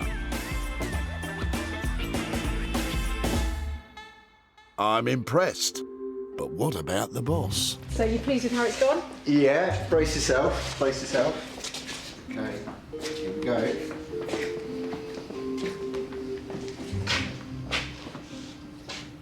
It's so cool, isn't it? Oh, Daniel, it's really cool, isn't it? It's quite fun, yeah. And lovely little brass details. Those are really good, aren't they? Yeah, so the brass and the blue really sort of complement each other. And then we've got some of that colouring coming into the print and the back as well. Yeah, nice to see that with the lovely wallpaper. We did flip-flop a bit on colour. In the end, we wanted to have quite a hardy finish on it, so we used quite a strong metal paint. So yeah, that's how we ended up with the blue. Oh, well, I'm loving the gloss and the detail. It's lovely seeing it floating up on those legs. Did you have to make them, or did you manage to buy them? I bought them in the end because I found a guy that mainly makes hairpin legs, and thinking about bringing it in on budget, if I'd have bought the materials and welded it here, it would have cost more. So It far exceeds my expectation of what should have been done with that old tin trunk. It was never going to end up like this, and the fact that you have seen the vision to do it, I think, is brilliant work. Thank you so Great. much. Thank you, Sarah. Cheers. Daniel's done an outstanding job and bang on budget. That went well. It's one of the more characterful pieces, so I'm glad that it was well received. Sarah first came across the old tin trunk in Richard's van. Now, I like the look of that. That's lovely. I want it. Can I have it? Yeah, perfect. No problem. Brilliant. Let me take that away. I think I should be able to carry that. And Sarah picked Bright Spark Daniel to give it a new lease of life.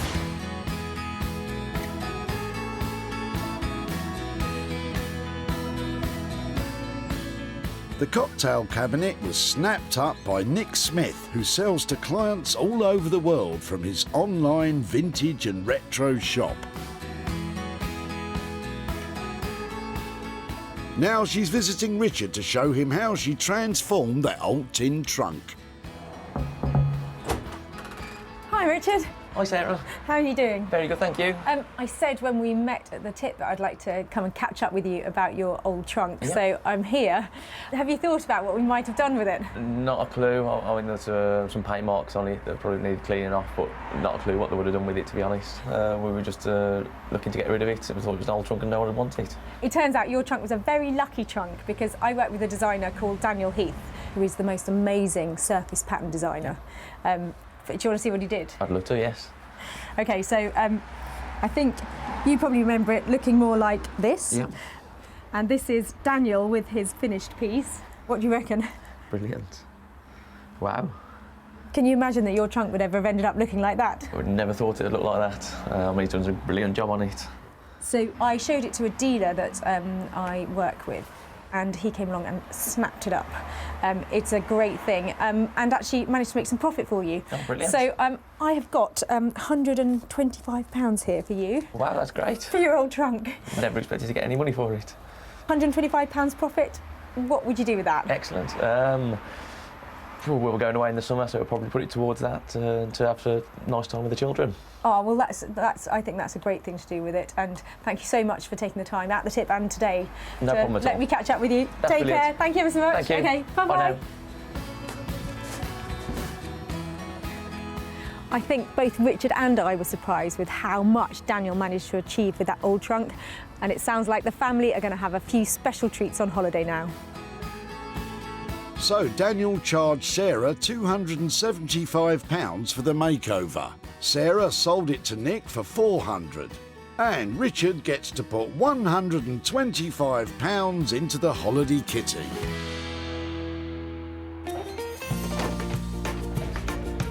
Sarah upcycled 3 unwanted items. They proved to be a good bit of business and good for the environment.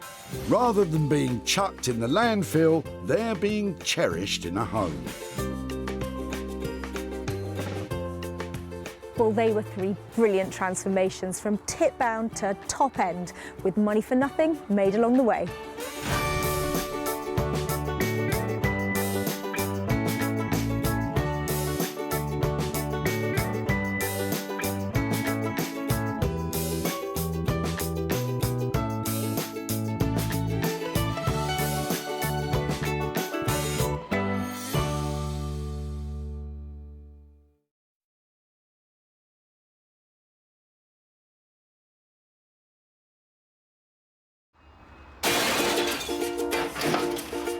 Oh, just before you throw those away.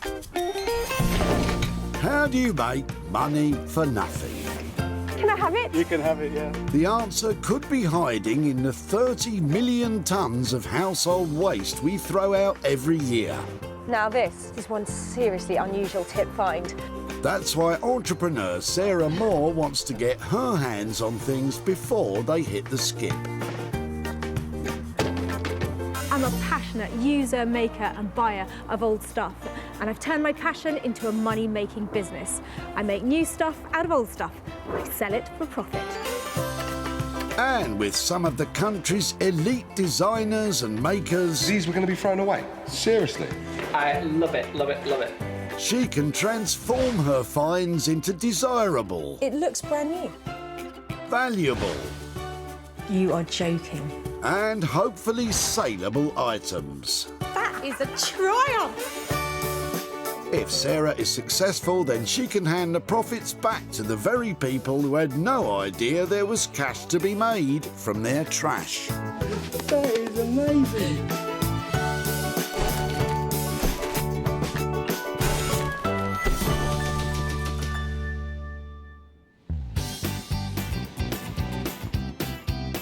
Today, Sarah finds herself in Altrincham near Manchester, home to this delightful recycling centre. A stool that's not cool, a 3-piece suite that is anything but, or a cabinet that's just had it, can all be transformed into stunning items with that wow factor to make some money for nothing. Yes, it's Sarah's mission to seek out 3 items that can go from unwanted and tired to sought after and desired. Sarah, Queen of Tips.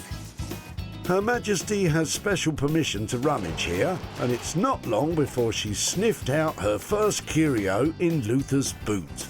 Hello, hello. Oh, hello. Big clear out? Garage, is it? Well, I'm moving home, so this is the start of getting rid of a load of rubbish. How long have you got till you move? Well, we have probably a couple of weeks or so. Oh, really? So the pressure's mounting? Yeah, definitely. This is just the start, you know. It's a good start. And what's that?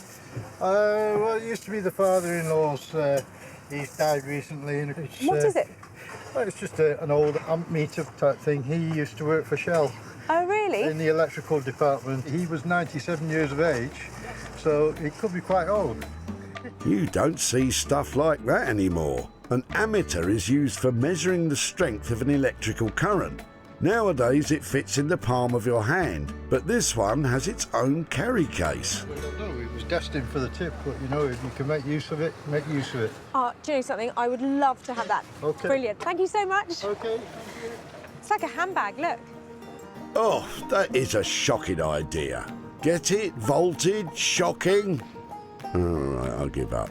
But Luther's pleased to see the back of it. To me, I've got enough old stuff at home and don't need any more. Thank you very much. I love my new amp meter. Have you seen it? Look at it. It's a stunning little piece of industrial equipment. I know exactly who to take this to make this into something fantastic. If you like lamps made from all sorts of crazy stuff, Guy Trench is your man. Handyman Guy works tirelessly with his band of happy helpers to make one-of-a-kind furnishings from, well, anything really. I used to be a North Sea diver, and I spent 10 years doing that. My grandmother was an antiques dealer, so I thought I'd try antiques. My wife said to me, Guy, you're good with your hands. Why don't you cobble together something old? And so I got some old bowling balls and turned those into table lamps. And if I can do bowling balls, why can't I do cricket balls? And I thought, why don't I do a cricket ball? Let's try a cricket bat. And did a cricket bat, and then I was really on my way. Love using reclaimed material. Can't beat it. With Guy and his gang lined up, it looks like their old ammeter will be electrified once again.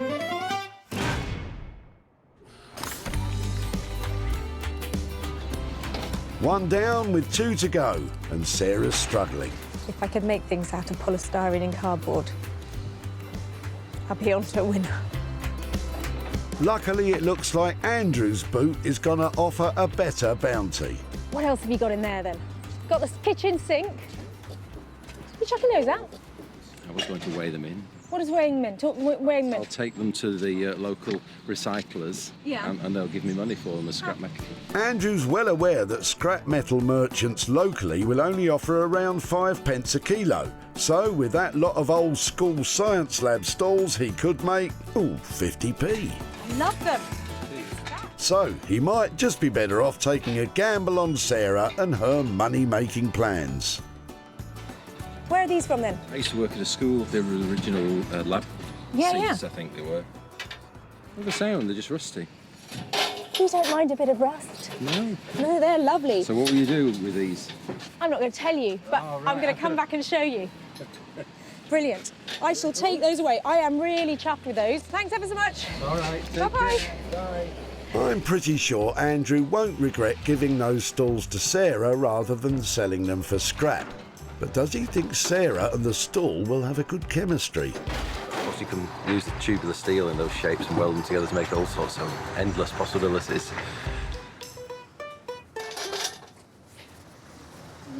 Not very comfortable at the moment, but one day these stacking stools are going to be fantastic again.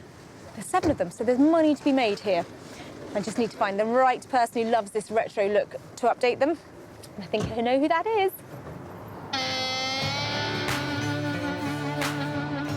Say hello to Josh and Ollie, designer makers, business partners and best friends. These boys use natural and recycled materials to create handcrafted furnishing and high-end interior pieces. We kind of joined forces in 2013 and started working together. The best thing about working here is probably when you have a new idea for something and you can just kind of come in, you've got all the tools you need, you can kind of sit down with your sketchbook.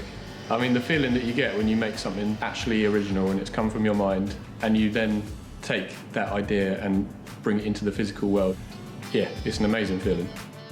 I just hope that amazing feeling will extend to her newly acquired science lab Stools.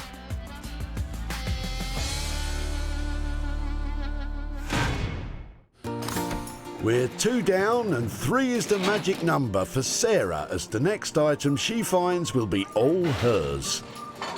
What people throw away drives me nuts. See? Wing nut. Get it? Will you get on with it? Sure enough, she soon spots Les, whose boot full of bags is like a lucky dip to our Sarah. So talk me through what's in here. Anything I might be interested in? What's in there? I haven't got a clue. Yeah, just take it out and have a look. I might like some of this stuff. Well, it's up to you, love. You take what you want. But these are quite sweet. What's that? All the coat hangers. Only Sarah could get so excited about a load of old hangers. Hopefully she can find something just a bit more interesting. There seems to be a coat hanger theme going on here. Well, it looks that way, doesn't it? Oh my word, more? I know. Ridiculous. Les is sorting through his recently departed uncle's belongings. How old was he? He was 90 odd. And he just loved hoarding things, did he? Well, that's what people do, isn't it? I do. Les isn't one for standing round chatting, so it's up to Sarah to see if she can dig out anything other than hangers. Oh, there goes Les. It's like being underneath a Christmas tree in here. There you go, kids. Bags of hangers. Merry Christmas. Lovely. Well, thank you very much for letting me have a little rummage. If I find anything interesting, can I keep in touch? You do what you want. Oh, lovely. Les clearly has a lot to get through, so Sarah's grabbed a few choice bags for a longer rummage on her own. Oh, wow. Look in here. Let me guess, more hangers?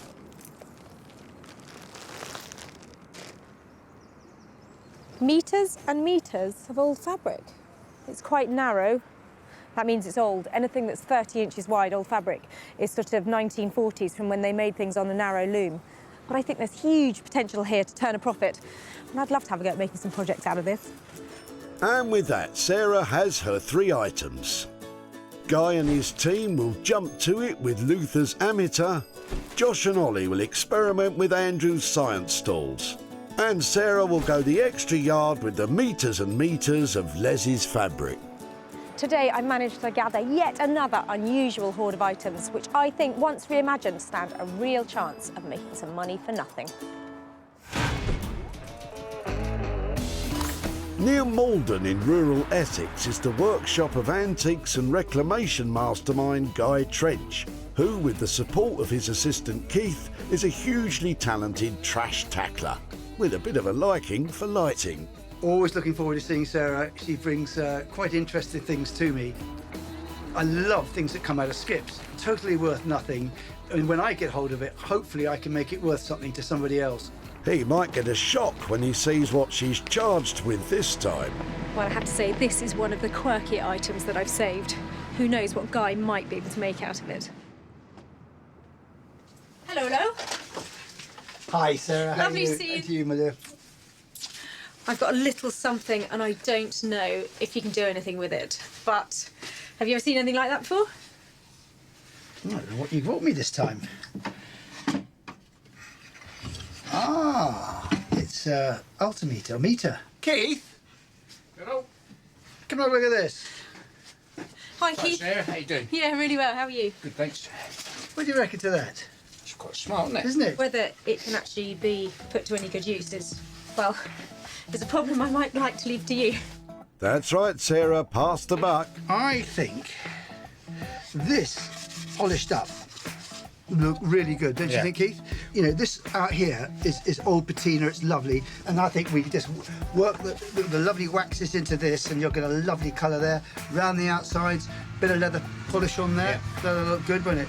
Yes, it'll look nice, but what could it be? And make it into lighting? Make it into lighting, of course, yeah. Definitely a lamp. A lamp, of course. Why aren't I surprised? In terms of converting it, I mean, are you thinking that it would stand on something? What about a wall light? Yeah. I don't know. Once that's cleaned up, half shade on it, because that's then in your eye. When you walk into a place, it's boof. Boof, indeed. But there's a spark of inspiration from Keith too. I'm wondering whether you get a little LED or something in there to light that up. That's a nice idea. Yeah. Might be able to do it. What kind of money am I looking at? I think about £125. OK. I'm really happy to leave it with you, to just do what you can, turn it into something functional and saleable. Then, you know, I'm not going to be able to go wrong on that. That would be great. Lovely. Always a pleasure. Lovely to see you again. Take care, Keith. Nice to see you. Bye-bye. Well, that Ammeter is going to look amazing when Guy has finished with it. He's certainly the man to put a bit more energy back into that Ammeter. And Sarah's empowered Guy to get creative. If we can get maybe an LED or a light inside it, I think you've got a great wall light. She's done well on her skipping this time. Sarah's probably not in the mood for skipping, having committed a hefty £125 to the project for Guy and his team's labour and materials. They're going to have to give it quite a finish if Sarah's going to sell it on for a profit. In the West Sussex countryside, near the small village of Handover, designers Josh and Ollie are anticipating Sarah's arrival. Just a little bit nervous. We could have a situation where we just don't know what we're doing. She's usually got a knack of bringing some pretty crazy stuff along with her, hasn't she? Yeah. I don't know what you mean. I know loads of different people who might be able to take on these stools, but I'm after a really handmade quality to them and some emphasis on craftsmanship. Hello. Hiya. Look what I've got. Wow. There's good news. There's more. Hold on. Okay, cool. Nice. I've got 7. Okay, nice. Are you bragging or complaining, Sarah? What do you think of them? I think they're great, yeah. Yeah? First impressions all right? Yeah. It's really nice. I mean, all they need is just a brushing up and some nice wooden tops to them or something. I think that's the key. Nice wooden tops. Yeah. I was thinking that you might just put a bit of recycled, old plank or something, Charming. To be fair, Sarah, you did bring recycled old ironmongery. So I was sort of hoping that they would look really lovely and high-end and somebody wants to buy them to go around their breakfast bar or something like that. Well, she's ambitious, I'll give her that. I think the contrast between the old flaky paint and rusty metal and a new sort of polished hardwood top, I think that would look really smart. I mean, I would probably have one of those in my kitchen diner or whatever. Well, funny you should say that. You may be able to, because there are 7 here, and from my experience, things normally sell better in pairs. So I was thinking maybe we should just do 6 of them. Hear that, Josh? Just doing 6 out of the 7 stalls leaves a set of spare, dirty, rusty legs for you lucky fella. So what wood would you use? Yeah, I would say we'd go and buy some new planks, maybe walnut or oak, a sycamore maple.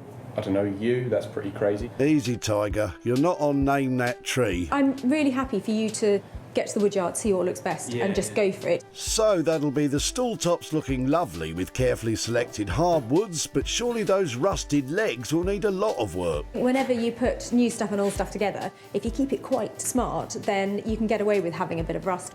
It's going to be cheaper than if you have to spend hours polishing each frame, isn't it? Yeah. She's always got her eye on the bottom line. Speaking of which... Money, though. How much is it going to cost? I would say we could probably get the tops for £15 per top.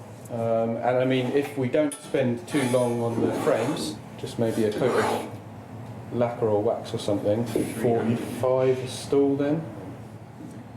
£45 each gives me a nice margin to make a bit of money on them, so... Yeah, okay. Yeah? We'll try and 45? stick to that then. Okay. Done deal. Great. Excellent. I think they're going to look smashing.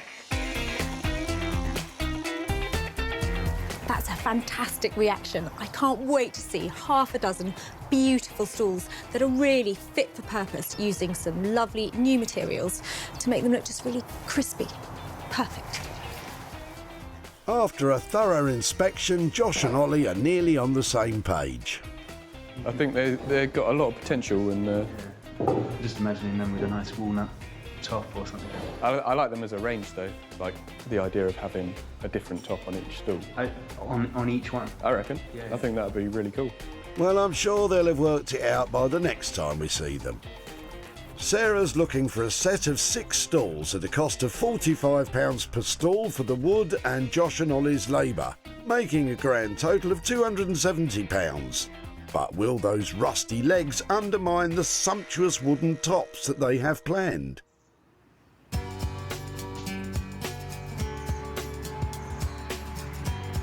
At her home in Sussex, our material girl Sarah's itching to get started on that bundle of old cloth she unravelled earlier.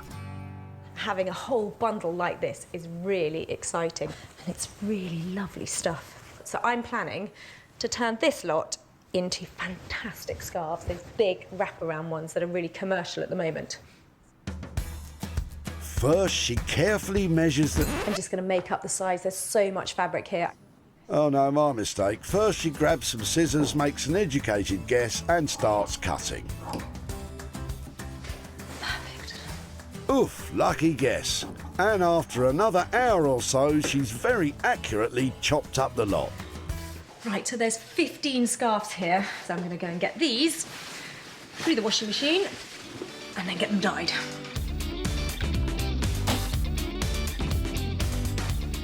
I can't wait to see what these look like in different colours. Sarah's using off-the-shelf cold water dyes. With just some water and salt, you can create vibrant, colour-fast tones.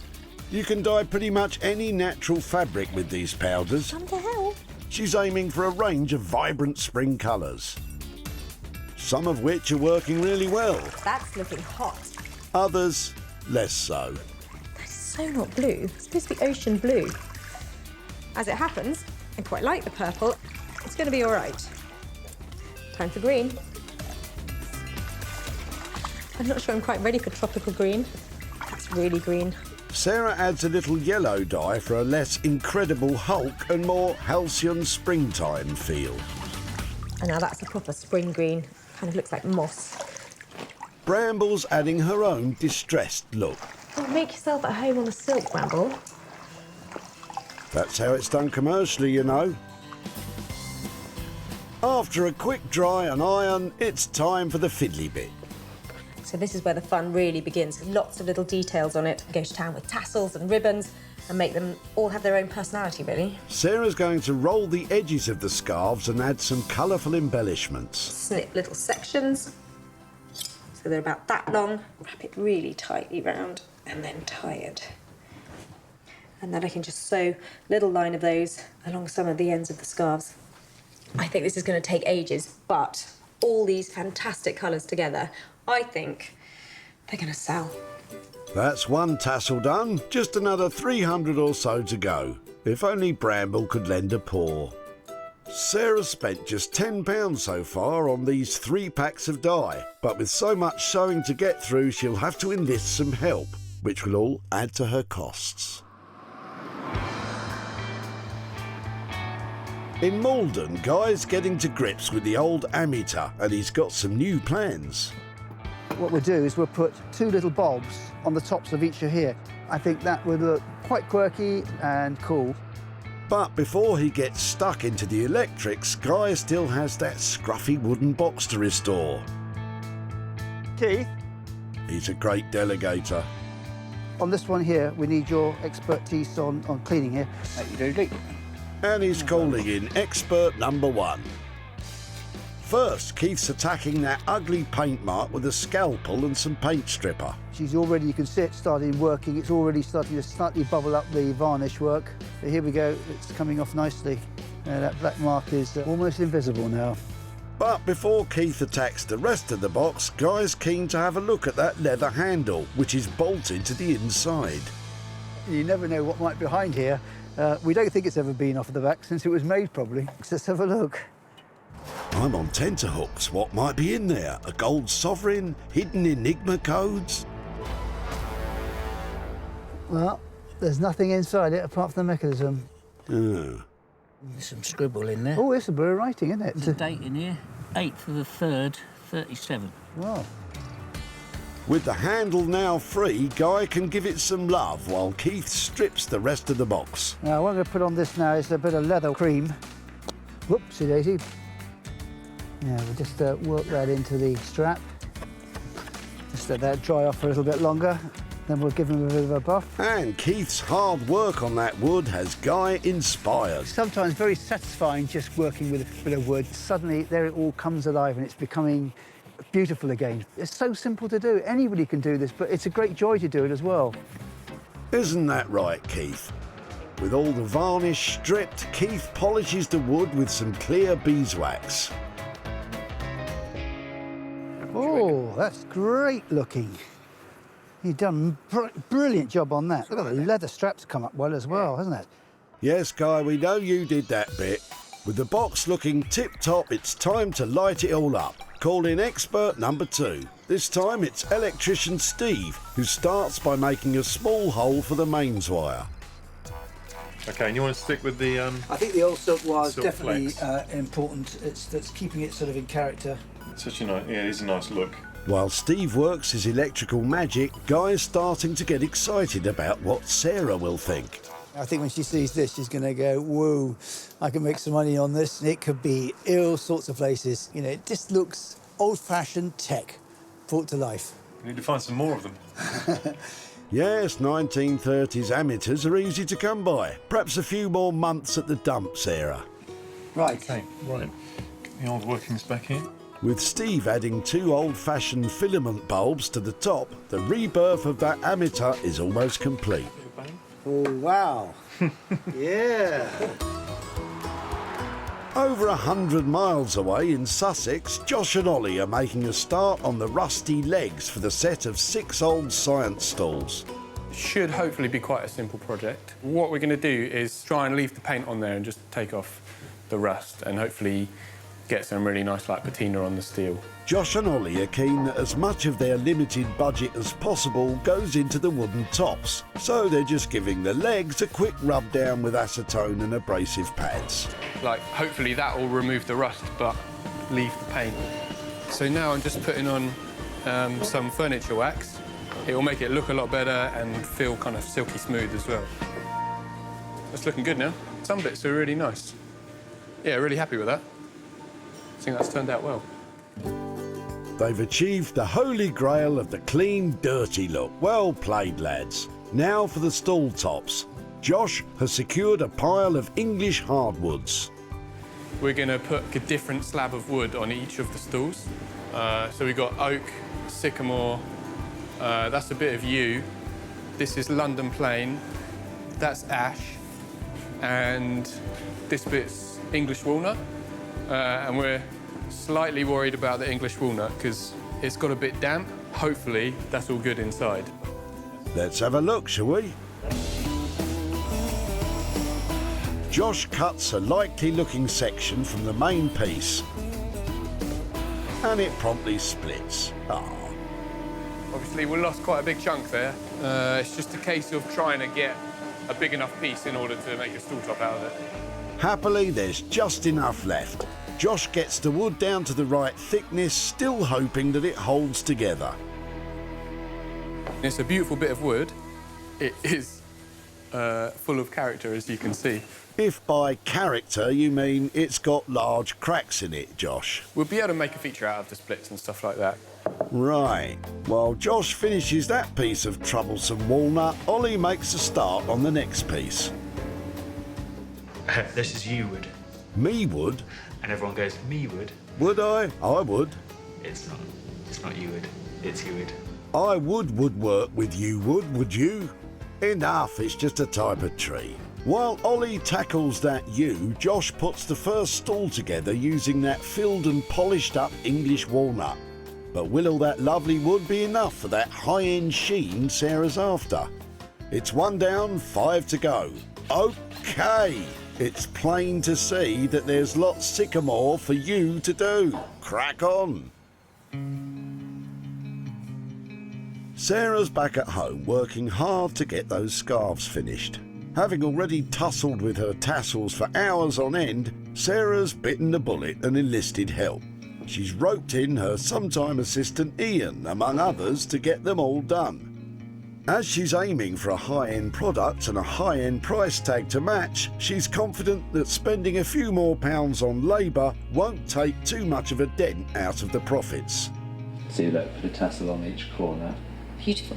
So what do you reckon one can charge for a hand-tasseled, hand-dyed scarf? Sarah's chosen the best 12 pieces of material to finish, and soon her tassel odyssey is complete. Sarah found a jumble of discarded old material in a plastic bag destined for the skip.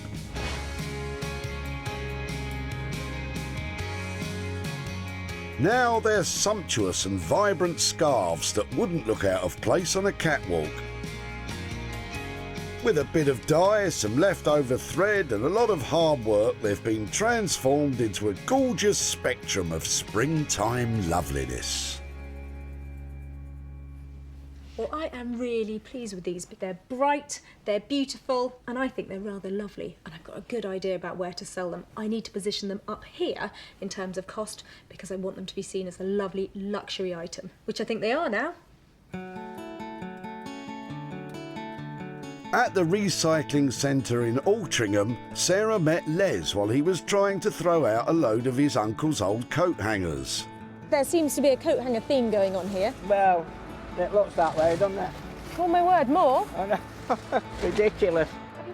Among all of Les's uncle's rubbish was a bag of old fabric.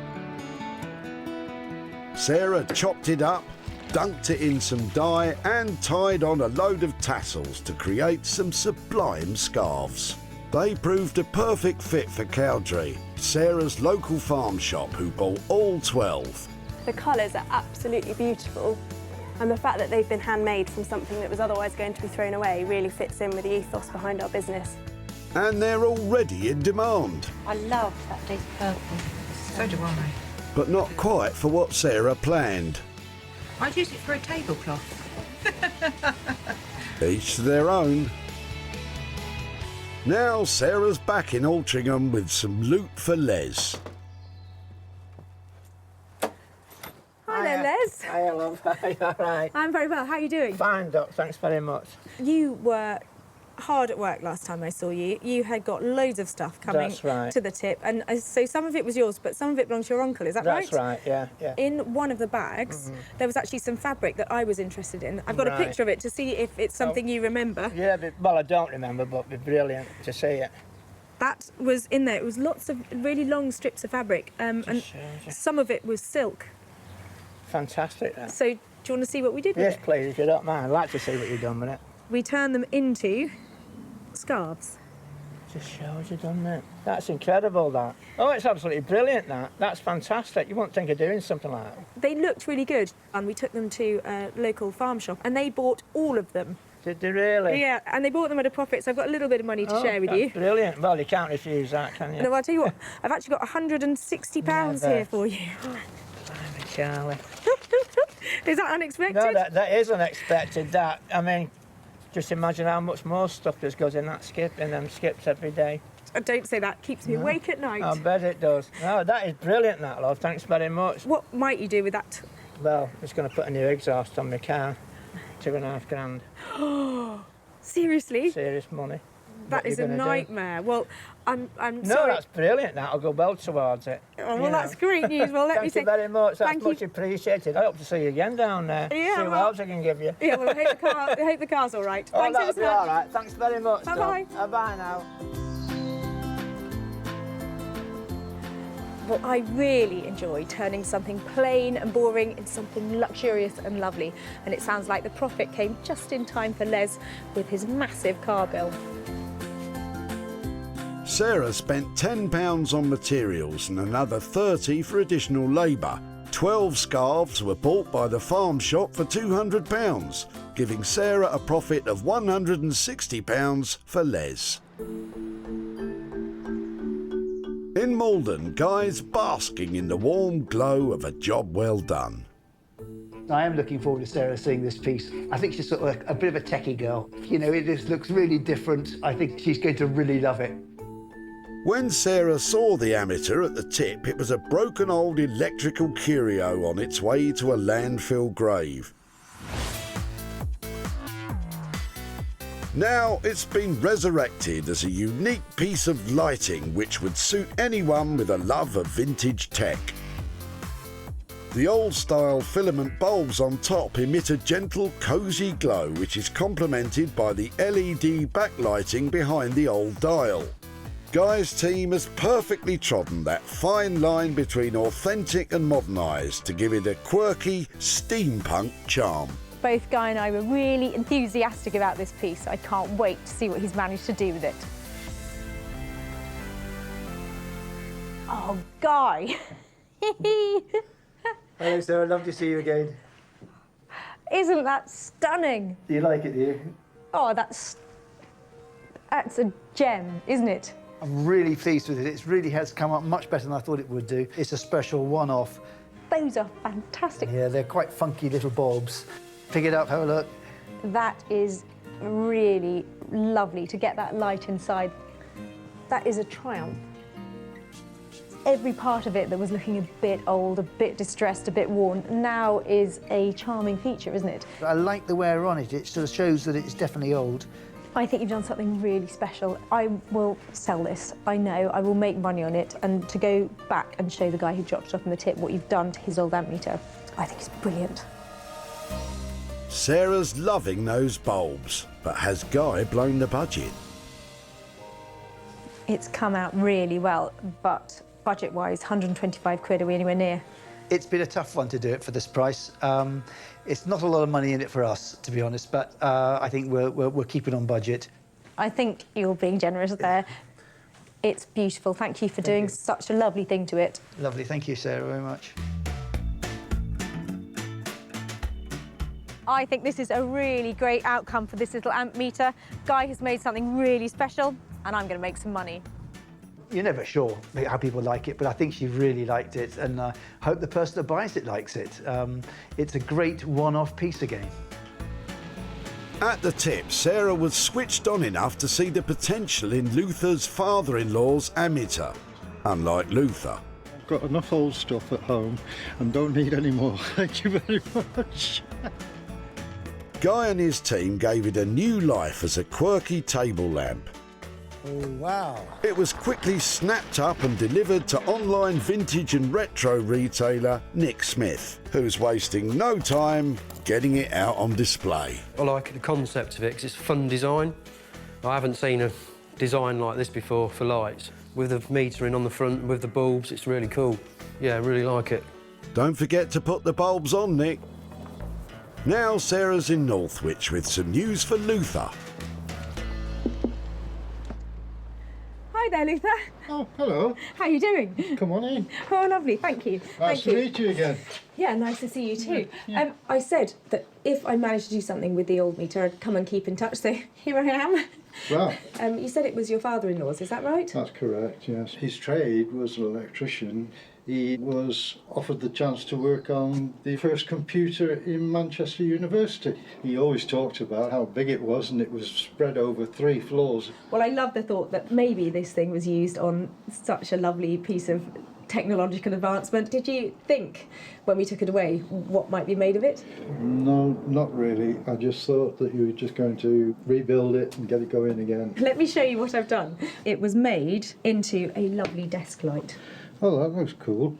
It's in keeping, really, yes. It looked a bit like it was something electrical, something experimental sort of going on. Yeah, it all ties in, doesn't it, really? Good idea, I never thought of that. Do you think your father-in-law would have approved? Oh, most certainly, yeah, because better that way than sitting away in some cupboard somewhere doing nothing. Yeah, well, actually, it was a good-looking thing, and it has sold for profit. So I bought here £40 for you for your old amp meter. That's the first time I come away from the tip with £40. Yeah, well, I'm... It is a surprise, and I'm sure my wife will be surprised because she won't take long to go out and spend that. Really? So that's where that's going? Fantastic. Yeah. Well, thank you so much for letting me come back and catch up with you. It was a lovely thing, and I really enjoyed watching it come back back to life again. So thank you so much, and I hope you get a little bit of that money. Yeah, thank you very much. My pleasure. Indeed. Thank you. Bye-bye. Okay, bye. Well, I think we made Luther's day and we made something really lovely out of that Ammeter. And that's another little piece of history that's got a whole new lease of life.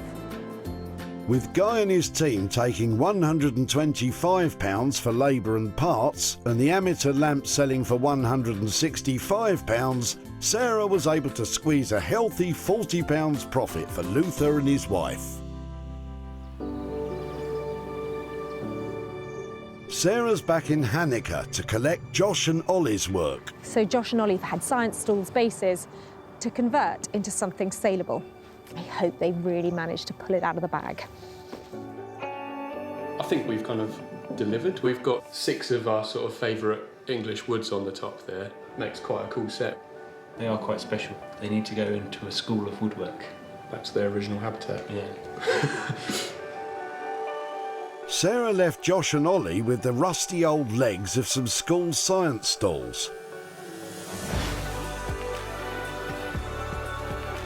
Now they're a spectacular set of 6 stalls with beautifully finished English hardwood tops. The rounded and bevelled corners of the seats echo the curves of the original legs that have been carefully waxed to preserve their patina. And the wood has been expertly crafted to show off the delightful character and colour tones of the carefully selected range of locally sourced timbers.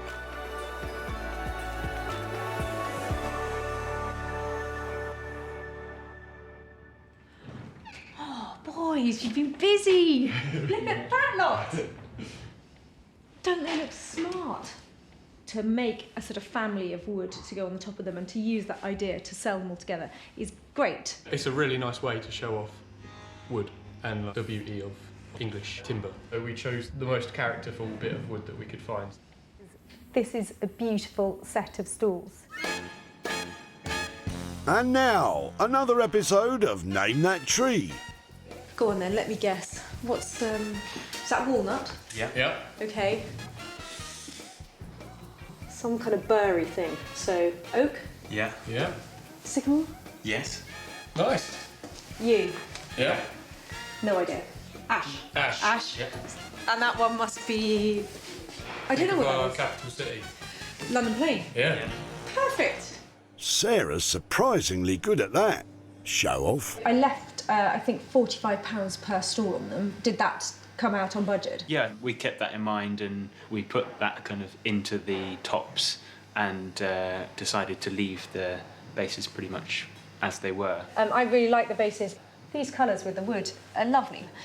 Together, they work really well. I'm going to get more than £45 for that, aren't I? I mean, look at it. Yeah, I reckon you will, yeah. And Definitely. especially if somebody wants to buy the whole collection. What do you say, 45 times 6, so that is £270 for this lot. Yeah. What you've done to them is a lovely thing, so thank you. Thank you very much. Great. It's a stunning achievement by Josh and Ollie. It's now up to Sarah to get them sold. Well, I'm really pleased with the stools. They're a lovely, simple, chunky design and they're really saleable. You can't ask for more than that. At the recycling centre, Richard had a boot full of rusty school stalls which were headed for the scrapyard. And he had ambitious ideas for Sarah. So you can use the tubular steel in those shapes and weld them together to make all sorts of endless possibilities. But Sarah kept it simple and gave Josh and Ollie the task of topping them with some beautiful timber. And they also caught the eye of online retailer Nick. Quite like them because they're very minimal. Does that mean you're going to buy them? I'll take all 6. Really? Yeah. Fantastic news, well done. Now Sarah's back in Manchester to update Andrew on the old stalls. Hi there. Hi. How are you? I'm very well, how are you? Yes, really well. Nice to see you again. I said I'd come back and chat with you. You did? About your stalls. Yes. When we took them away, did you wonder what we might get up to with them? I did. I really couldn't work out whether you were going to kind of build them into something or whether it was going to be a take on the same type of thing. I've no idea. In the end, we went for stools. Oh, stools. So I wasn't wrong. No, you weren't wrong. I've got some pictures here to show you of them. I'd love to see them. Yeah, you want to have a look? So that's how they ended up. Oh yes, yeah. They look really sturdy and chunky, don't they? I can just imagine those round a kitchen island unit, just that right height, aren't they, to have your breakfast at? Yeah, definitely. And actually, because of that, it made them really saleable. And I've actually got some profit here to hand over to you. Yep, I've got £100 pure profit here. Pure profit.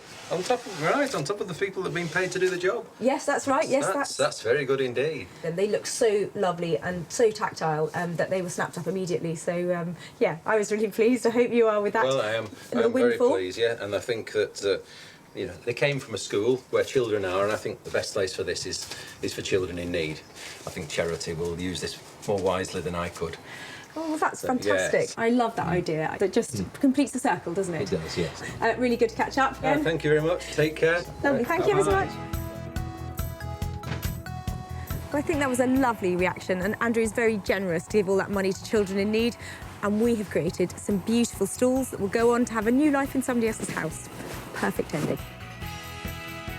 Josh and Ollie charged a total of £270 for the wood and their hard work on those stalls. Sarah sold them for £370, giving Andrew a profit of £100. Sarah unearthed 3 hidden gems at the recycling centre in Altrincham. Luther's old Ammeter was transformed into a quirky table lamp. Andrew's rusty stool bases were revamped with new hardwood tops. And Les's bundle of vintage material has found its mojo as a set of scarves. Well, Josh and Ollie's hard work really paid off, and it's Guy's imagination that gave a whole new lease of life to another tip find. And me, I got to have fun with some scarves. And it's those 3 transformations that all gave me the opportunity to hand over hundreds of pounds of money for nothing.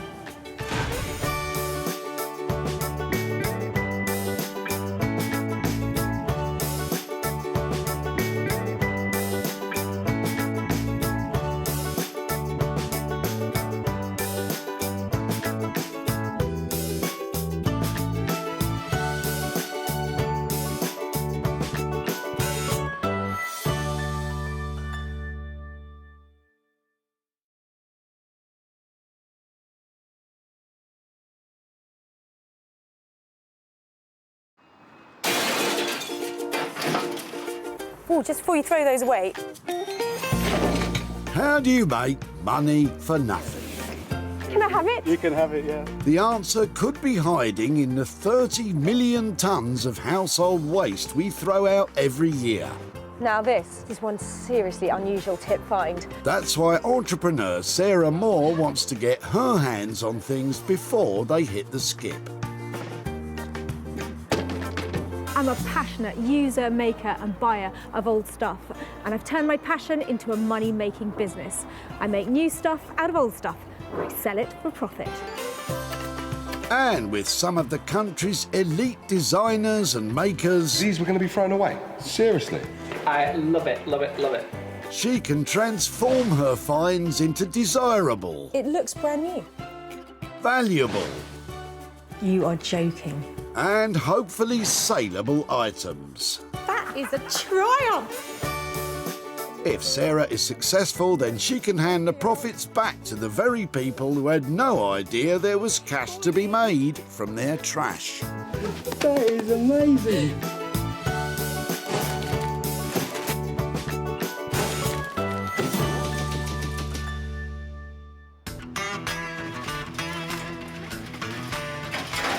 Sarah's in Surrey today at the Whitley Recycling Centre, searching out 3 items that she can take, transform and trade, making cash from old trash. Wonky sideboards, stop clocks, occasional tables, legless chairs. They can all be made marvellous and all make money. All I've got to do is find them. Sarah's been given special permission to be here at Whitley, so please don't go raking your local rubbish tip. Leave that to the experts. I can tell the quality of your rubbish. You've got superb quality rubbish. Like a hat. Oh yes, there's all manner of things at the tip today, and it's not long before Sarah spots Jason with a boot full of potential profit. You've got some nice pieces of wood and bits. What is it? A new kitchen? This is an old part of the sink that we took out. We put a new sink in. I like that. And I've just had no use for it, so I'd be really happy if somebody used it. Let's have a look. Yeah, okay. Sarah's eye has been caught by a fresh piece of untreated oak that's been left over while making new kitchen cabinets. That, I think, rudely so. I don't know that. Okay, but yeah. that looks lovely. That's a coffee table in the waiting, isn't it? Could be. There you go. Anyway. Thank you very much for letting me have this bit. I'm loving the fact that it feels so chunky, and I've got lots of people who really make lovely things out of natural wood, and they'll be really pleased to see this. Yeah, fantastic. So hopefully I'll come back and show you what I've done, and maybe even turn up with some profit. Yeah. Thank you ever so much. Come on then, Jason. What do you think will become of that large chunk of oak? I looked at that and I thought I could possibly make a coffee table out of it, but my hands are hurting after all of this work, so I just ran out of steam on it. So it's really great that somebody else could do something with it. So this lovely chunk of oak has got everything about it that needs to be recycled. It's solid, it's in one piece, it's new, it's untreated. So given all its great qualities, I know exactly where this is going, and I think there's some potential profit in this because it's a big, solid piece of English oak. It is indeed. Sarah knows where she's taking that, but it's not perhaps where you'd think. Artist blacksmith Beck Simon is an expert in manipulating metal into high-end furniture and bespoke metalwork commissions. Together with husband Dave, this formidable team has the skill and imagination to create something special from any old iron. I seem to find inspiration in pretty much anything and everything. And then the passion is to create and build and design, which I just love. It's incredibly satisfying. It's really nice. The love of bending and shaping metal is understandable, but what exactly will a blacksmith do with a huge chunk of wood?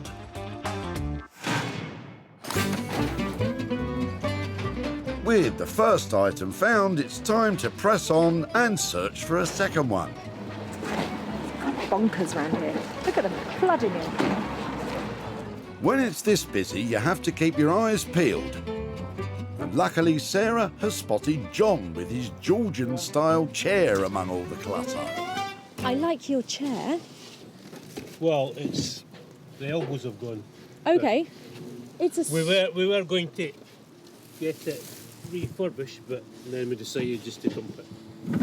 It is tricky, isn't it? Because it's quite a lot of money to get them reupholstered. It is. And if you don't love it, then yeah. So tell me, how long have you had it? Where did it come from? I think we've had it for about 6 years. We got it from a friend of my wife who's an artist. It's got a really lovely shape about it. Is it comfortable? It's very comfortable. Can I have a go? Yeah. It's lovely. Yeah. Isn't it? Yeah, it's good to sit in it. I think it's lovely. Can I take it away? You certainly can. Thank you so much for letting me have it. Would it be right just to help me over there? Yeah. Georgian furniture is a style which dates between 1714 and 1837 and was made popular by designers such as Thomas Chippendale and Robert Adam.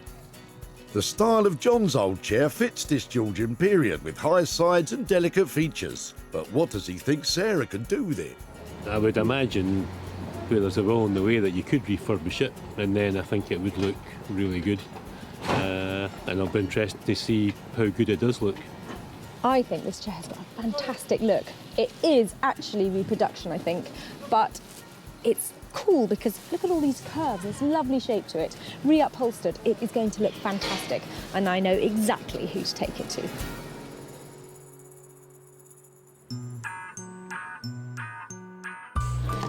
Introducing Anthony Devine. Anthony's unique and quirky upholstery has earned him the reputation as one of the most imaginative craftspeople around. Anthony can upholster almost anything, but he does love a good chair. The first thing I see in a room is a chair. When I go around to people's houses, I look for quality, I look to see what I would do differently. Some chairs look like they're almost kind of destined for the tip, but if you see 1 ounce of kind of potential, then save it. I suppose it is a bit of a love affair I have with chairs. They're very beautiful things. Anthony loves classic lines, beautiful shapes and stylish looks. Hopefully, he'll also like this old thing. Raking through rubbish at the dump for prolonged periods is enough to send you over the edge if you're not careful. Disco and fun. It's been a long day. I've had a hot chocolate. I'm feeling excellent. I'm looking for one last piece of recycling. Come to Mummy. What's in the disco? You go, girl. Sarah is now on the hunt for an item she can work on. And has spotted Graham, whose passion in life is his mini wildlife sanctuary he runs from home. What are you throwing out today? What are you clearing out? Well, we've got our bazaar on Sunday, and people do bring in bits and pieces. Yeah, some which are suitable and some which aren't. Is that what we're saying? No, I understand that. You know, when you're donating things, you bundle it all. Fairy wings in there, you know, and I thought, no. It was a great temptation for me to... No, me too. Would it be right to have a little rummage in your rubbish to see if there's anything we might be able to make some money out of?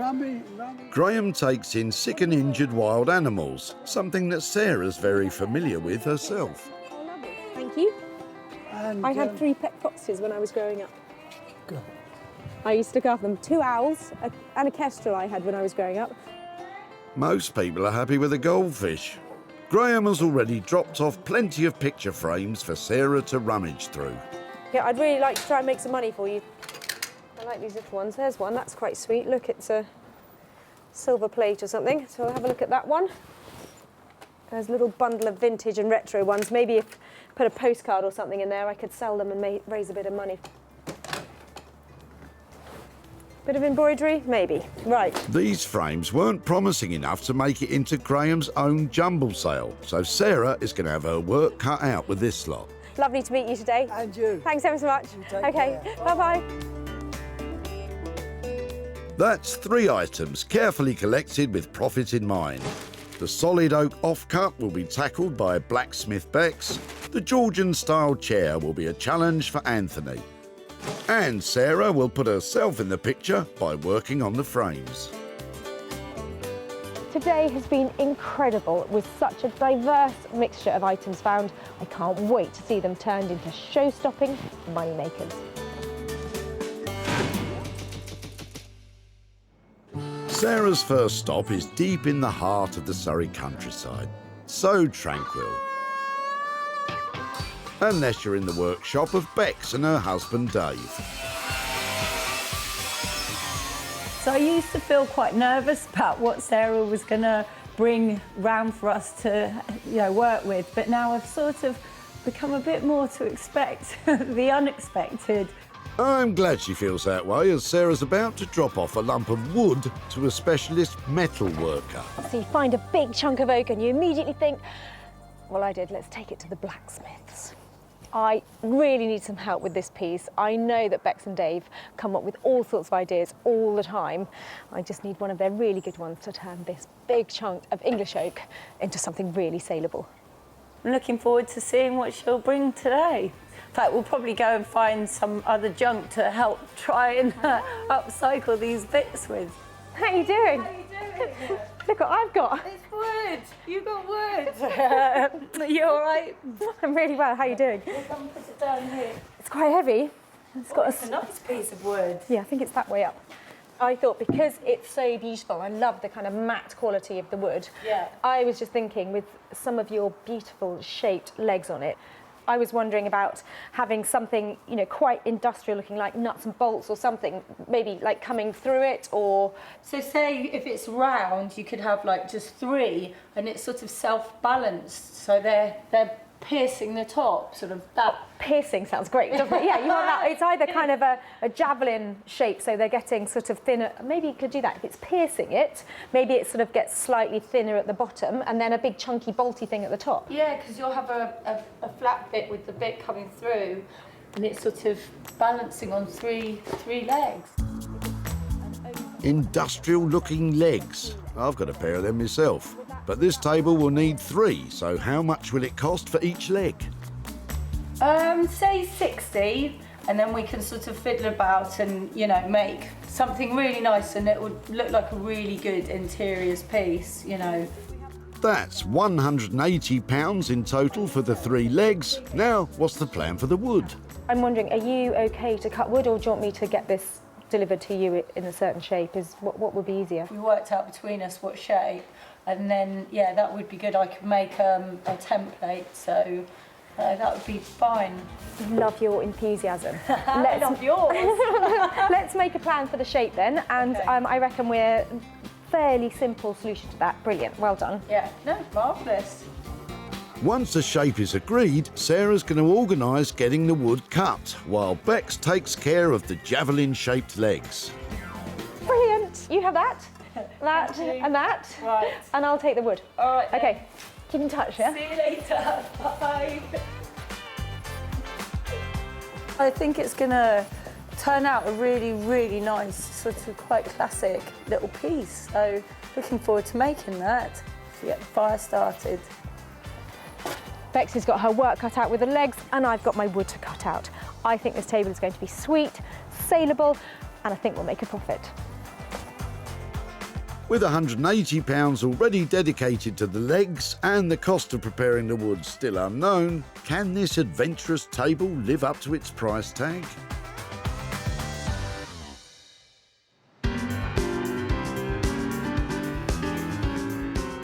Manchester has arguably long been the North's creative capital, with musicians, artists and designers keeping it at the cutting edge.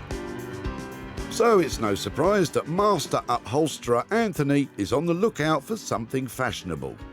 Sarah's on her way today, so I'm quite excited that, you know, she's looking for what's on trend, what's out there and kind of what's going to sell. Well, how about something that was on trend over 200 years ago? I hope he likes it. I think Anthony is the only man who's going to make this into something amazing for me, and he's going to have to use all of his skills if I'm going to make money. Anthony? How are we? We're good. Wait till you see what I've got for you. Should we just take it inside? Just don't say anything. Do you want to just stick it straight in my skin? It's not that bad.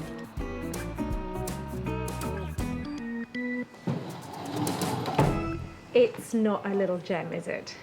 It's a big something, not a gem.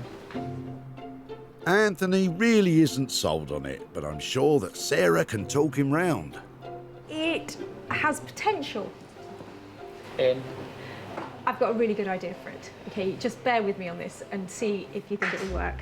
How about cut it in half, stretch it out, make a fantastic Georgian sofa out of it? Brilliant. Let's do it. Really? Is that possible? It's not just quite simple as cut it in the middle. What would the process be? Well, do away with everything between this gap. So, by chopping the chair in half, retaining the Georgian-style sides and building a new middle section, the small seat will become a large couch. I like the stretch part of it, I have to say. That sounds fun. Like, not just little, but big. Stretch big. Okay, big would be great. Maybe a couple of new legs in the middle, you know, 5-person. Something that goes in the hallway of a Georgian stately home, you know, that kind of... With a modernish look to it. Okay. I can see you buying in already. Yes. A little bit of enthusiasm for it. You can do it. It's coming. I am almost overwhelmed with the enthusiasm, but how do they intend to cover this monster of a sofa? Colour-wise, I don't know. It's either beautiful light linen or it's very dark. I would go dark. Yeah, dark velvet. But then, you know, maybe we should just have like a nice chic fabric on it. A country cottage sofa. No. A 5-seater sofa in dark velvet sounds expensive. Is it, Anthony? It's going to hit just under £1,000, realistically. But then it's going to be a whopper.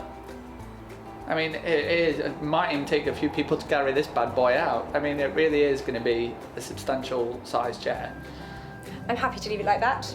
I can't wait to see it. Sarah seems happy her radical idea is underway. Well, I think that is an excellent plan for that old chair, and between us, I think we're going to create something that looks absolutely amazing.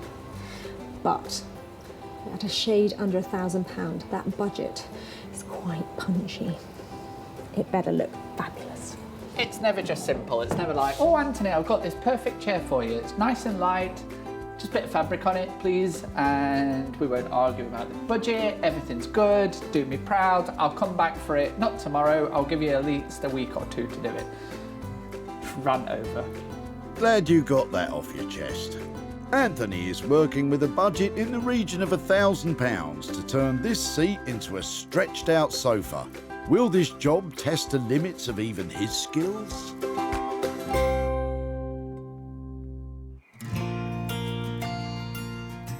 With both the block of solid oak and the Georgian style chair in good hands, it's Sarah's turn to take on the jumble sale cast-offs. Oh, listen to this. My mum and me on front donkey, Fred in rear. I think I was about 3 years old, perhaps younger. Uncle Joe in boater, my father taking photo. I would love to have seen who Uncle Joe was and what the boater looked like and who Mum was, but I'm afraid we're just going to have to imagine that. They're such sweet things, all with their little notes on the back. It's a real pocket history of somebody's family here. These may look like a collection of simple, ordinary frames, but you never know what you might find, and Sarah's onto something. No way, look! Can you see them? Can you see the one in the middle? That's a lion. So solid silver, sterling silver, this is British Art Deco silver frame. That is a little gem in this bundle. I've got a silver cloth. I'm hoping if I give this a polish, some of it's... Oh, look, that is going to be amazing. We're looking at a frame probably 100 years old, and it's got this pattern on it. It's called engine turning. Great spot, Sarah. Engine turning is the decoration of metal or ceramic objects with fine geometric patterns, similar to the patterns found on banknotes. Well, that is looking a lot better. It is made of solid silver, but there's not heaps of silver there because it's quite fine. But as a design piece, I think that's where the value is because it looks beautiful. I'll put the surround back into it and the back on it, and then probably have a look and see what I can find online, see what kind of examples and what they're selling for. Finding that gem of a silver frame is not enough to stop Sarah attempting to maximise profits from her haul. And all it takes is a spruce up and a splash of colourful wallpaper to prepare the remaining frames. Let's hope that looks all right on that side. Yeah, no. Look at the bottom. Not annoying or anything. Now, what about that solid silver frame? All right, let's have a look. Art Deco frame. This one. Art Deco, sterling silver, engine turned frame. Do you know something? They are expensive. Look, even this one, £275. Oh yeah, I really like you. These frames have cost Sarah nothing so far, but can that silver frame live up to its potential worth when Sarah tries to sell it? In Manchester, Anthony is about to start work on the Georgian-style chair, and today he is assisted by fellow master upholsterer Dennis. Dennis, to cut a long story short, has been an upholsterer for many, many, many years. Dennis has been in the business an incredible 70 years to be exact, so Anthony is really bringing out the big guns on this project. It's going to be a bit of a two-man job. Right, do you want to crack on then? Yes. Crikey, Dennis, you're keen. So the plan, we're going to cut this open and then we should start to see the wooden frame, and then we're going to simply take a saw and chop half of this off and hopefully glue it, screw it, dowel it, drill it into a sofa. Let me know if you find any money. Share it. We'll share it. We'll buy some biscuits for tea time. Hey! Hey! Oh. I declare this chair open. Are we, how big are we planning to make this then? Well, Sarah's expecting a large 5-seater. something similar like that. What I was thinking was more like... You're going a bit too far now. It's too long. With the size of families nowadays and the size of TVs, you know, we probably want a big sofa. Anthony has gone a bit off-piste in the past, and it looks like he's thinking of deviating from the agreed plan with Sarah. Not sure how she'll feel about that. Yeah, that's not going to be far off 40 inches of that. Oh, and they still need to build the thing. We'll have a cup of tea first, yeah? Back in Surrey, blacksmith Bex is getting started on the spear-like legs and chunky bolt fittings that will hold up the oak tabletop Sarah is having cut into shape. It's basically making it so it's got this nice slow, you know, not to a point, but looks nice and slick rather than just a straight bar. Before the legs can be tapered, first they have to be cut. Fancy a cup of tea? Bex is using mild steel to form the legs. It's a malleable alloy that can be shaped when heated above 1,000 degrees Celsius. It's more often used in a building context, and so will provide this coffee table with an industrial feel. Shall I make the bolt, just use that material, make the bolt so it's like quite slick and small, or go nuts and do a big fat bolt, but then it's a coffee table, it might get in the way. It's a tough decision to make. Yeah, doing the smaller meter, using that material.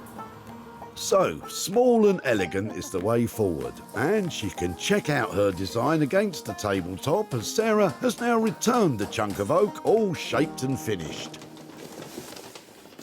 Oh wow, it's like a giant kidney bean.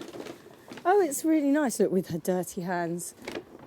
No, it's got a really nice shape. It'll go well with the legs. We haven't told her that we're going to countersink, you know, the nuts and stuff, so, you know, rather than it looks like they're sort of plonked on, they're going to be, you know, set in nicely with a little top, so it's a really nice detail. With the top ready to go, Bex concentrates on putting the finishing touches to the metal legs, with a bit of help from Dave's pants. Quite a few. Actually, there's a new pair that I've been planning to bring in. So when they start to look a bit like a skirt. Perfectly good underpants, then. I don't know what she's doing with them in here. Very, 4 or 5 years in them. Very unflattering, dear. Very unflattering. Poor Dave. Now all that's left to do is drill and stain the wood, fix it together, and then show Sarah. I can't wait to see this one. Hope she likes my nuts. Anyway, so mature. Right. Back in Manchester, there's been a small change of plan at Anthony's place. So originally we talked about doing it in an indigo kind of deep blue colour, but now we choose this kind of tulipy colour. But I'm not sure it's going to be one of Sarah's favourite colours, I've been told. Brave man, Anthony. Also, that sofa looks a lot smaller than the 5-seater you promised Sarah. How big is it? We cut it in half, and then we've now rebuilt it all. So we've kind of gone for, I think it's just under 54 inches wide in total. There was no scientific way of doing this. We basically clamped a bit of wood down and we stepped back and went, and then we had a position, can 2 people get on there? That's it, that's how we did it. And it's basically a chair, but just wider. Yeah, but that's very different from a large sofa. It's all about the sound. They're getting the right tension. So we're going to put another probably half a dozen this side, another half a dozen that side, and then we're going to weave them across. I can't stop twanging. Weave them across, and then opposites, and then individually, they're quite weak, but collectively, when they're all woven, they become nice and strong. Oh. The one pressure that we are under is just make sure we get it finished in time for her ladyship arriving. But it's so addictive. It's the wrong size, the wrong colour, and potentially unfinished. But at least you'll be able to play Sarah a tune, Anthony.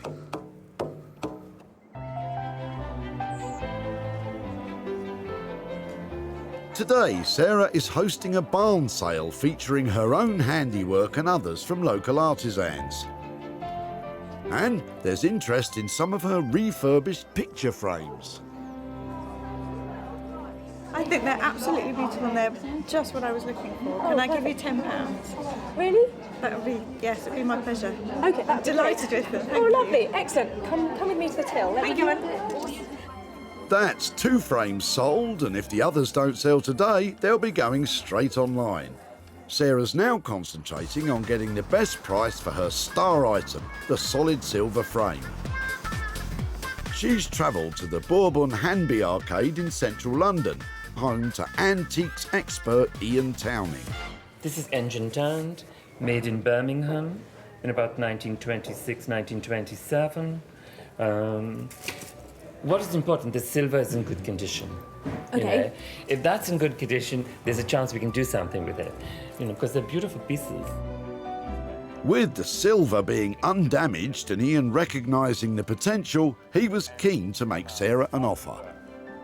If if I was selling to an end user who was looking for a christening present or something like that, I'd be looking for different money. But I think that's lovely of you to make that offer. Okay. So I think I'm going to say, take your offer. You take my offer. While at the dump in Whitley, Sarah spotted Graham with a boot full of jumble sale rejects. And people do bring in bits and pieces. Yeah, some which are suitable and some which aren't. Is that what we're saying? He was raising money for his animal sanctuary, and these frames didn't make the cut. Lovely to meet you today. And you. Thanks ever so much. Okay, bye-bye. After some TLC, a barn sale at home was the perfect place to sell the simple frames. But the silver star of the show was taken further afield.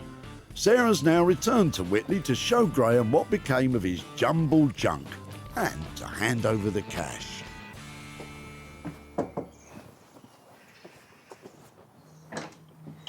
Hi, Graham. Hello, Sarah. Lovely to see you again. And you. Looks like you're busy. How many of these people have you got around here? Don't ask me to count. When I last saw you, you were having a big clear out of stuff before a sale, is that Just right? a bit, yeah. Yeah, and how did the sale go? Very well. Very well indeed. Now, the stuff that I took from you, there was a box which had some old frames in it. That's right. So I took the frames and used some old wallpaper. Oh, yes.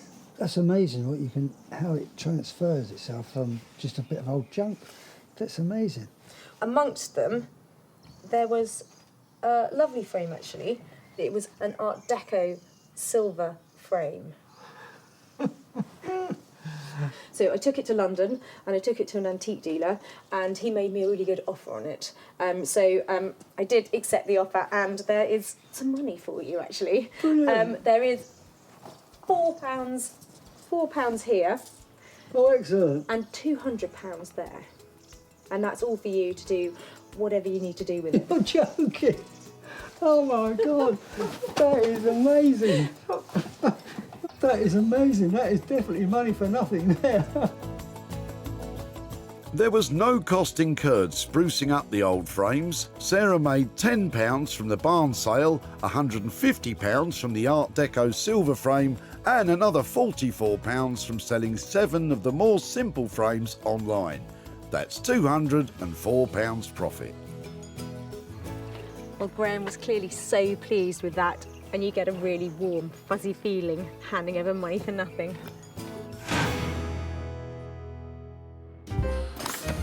Buoyed by the success of the sale of the frames, Sarah's back at the workshop of Bex and Dave to see the fruits of their hard labour. Did you spit on it? Yeah. I think she'll be pleased, don't you? Yeah, no, I think she'll like this one. And There's not much to not like about it. it's been in our house for a little bit for the wood to dry. It looked quite nice in there. I've been really looking forward to see what Bex has managed to do with that old piece of worktop, because although it was only quite a small item, it's potentially a really big transformation. When Sarah dropped off the chunk of untreated oak, it was unremarkable and unwanted. In collaboration with Sarah, Bex and Dave have created an elegant kidney-shaped coffee table. Hand-forged steel legs, complete with chunky fittings, are countersunk into the tabletop, which has been stained black to match the legs. Oh, hello, hello. Hello. Is that it? Might be. So let's have a look then. There you go. Oh my word. Are they metal? Yeah. How cool are they? Oh, it looks really good, doesn't it? Yeah, it's worked out nicely.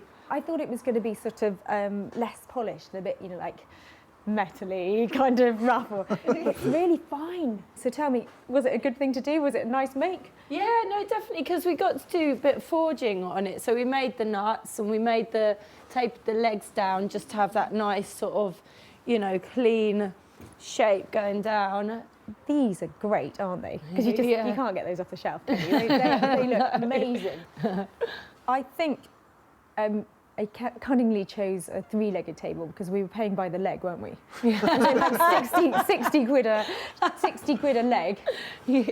Anywhere near that? Yeah. It's about right. By the time, you know, you've messed about with the wood, you know, got it all working and nice, it's about right. It's very cool. I'm glad you like it. I think it's a charming thing made out of something that was, you know, scrub top utility piece of wood. So I'm really pleased with that. Thanks Brilliant. so much. Thank you. Always lovely to see you. Yeah, how heavy is it? It's not too bad. Not too bad. Not You'll too be bad. okay. That's what we always say. Take care. See you later. Bye. There's always the question of what other people will think of your work. Yeah. Yeah, no, it's really good, and she was really pleased, so that makes us really pleased. You're wearing my hat. Yeah, all right. My hat now. Those guys just pull it out of the bag every time. Look at the finish on that. It's fantastic. When Sarah spotted Jason at the tip in Whitley, she immediately spotted potential. You've got some nice pieces of wood and bits. What is it? A new kitchen? This is an old part of the sink that we took out. We put a new sink in. Jason was quick to catch on with ideas of his own. I looked at that and I thought I could possibly make a coffee table out of it, but my hands are hurting after all of this work, so I just ran out of steam on it. Fortunately for Sarah, it was full steam ahead when the finished coffee table was offered for sale, and it was soon snapped up by a vintage and retro retail outlet in London. Sarah's returned to Whitley to show Jason what became of his oak cast-offs and possibly hand over some profit. Hi, Jason. Hi, how you doing? Yeah, really well. How are you? Yeah, good, thank you, good. Nice to see you again. Yeah. I said at the tip that it would be great to catch up if I'd managed to do anything with your chunk of oak. So I'm here. I'm here. Yeah, we great. actually managed to use it. Do you want to see what we did? I'd love to, yeah, this sounds great. So that's how it turned out. Wow, that's unbelievable, isn't it? That is great. I honestly just thought it would be just a nice square oblong of, that's what I was going to make. Yeah. But yeah, that looks fantastic. Good news is it sold at a profit. So I've got some money to hand over to you here. I've got Wow, that's incredible. I wasn't expecting that at all. £4 there and another 60 more to go with it. That's so unbelievable. I wasn't expecting that at all. Thank you so much. So this is unbelievable. 64 quid. Yeah. Any ideas what you do with £64? There's a lot of things I'd like to do with it, but my children might have a different idea about what I can spend it on. But yeah, no, I'm sure we'll find something fun to do with this. Excellent. A day out, I should think, at least. Yeah. Well, thank you so much for all of your time and for letting us come back and show you what we did. Thank you. Take care. Bye-bye. Sarah spent a total of £206 on the coffee table, £180 for the 3 hand-forged legs from Beck's. The cutting of the wood cost £6 and £20 was spent on wood stain. With a sale price of £270, that left £64 to return to Jason. Well, I think Jason was genuinely surprised and quite pleased with what we did with his chunk of oak. And £64, I think the family are going to have a lovely day out with that.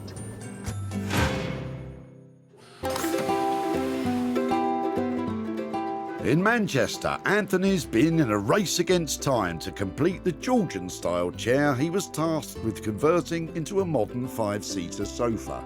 So Sarah's on her way and we're done, and with moments to spare.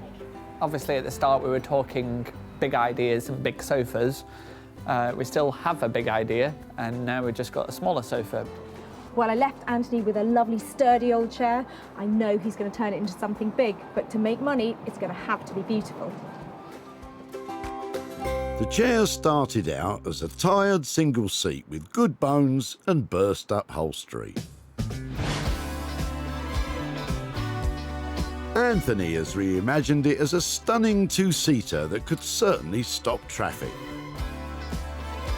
The new seat has been built from scratch and covered in a tulip pink velvet with hand finishings. The couch also boasts a deep button detail across the back. It's nice, but Sarah's expecting something quite a bit bigger. This could be interesting. Oh my word. Is that our chair? Yes. I think it's a thing of beauty. Good. I think that it's a striking transformation.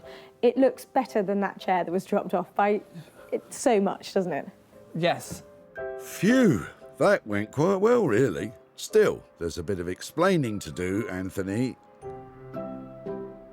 I thought it was going to be like a stretch limousine. know, What but- happened? It's a bit more compact. But We had to make it sellable, and this is a good sellable size. If we got all daft and started making it, 16 foot long, then it wouldn't fit in my house. probably a fair comment. Well, I don't want to say you're right too much, but I think you might. Keep going, keep going. I think you might have been right on this one.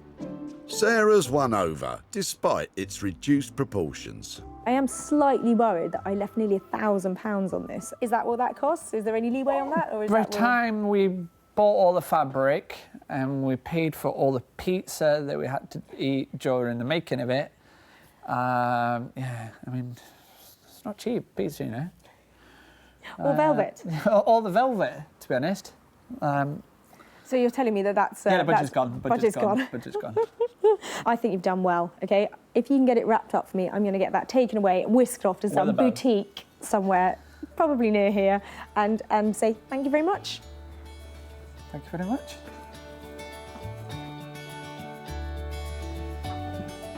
She brought a tatty old chair, we chopped it up, we made it into a sofa, she can sell it, she can make money and give it back to the peeps. Well, it's not quite as big as I expected, but I think it is quite beautiful, but I'm worried I might have my work cut out if I'm going to make a really big profit on it. As a transformation, that's a fantastic piece.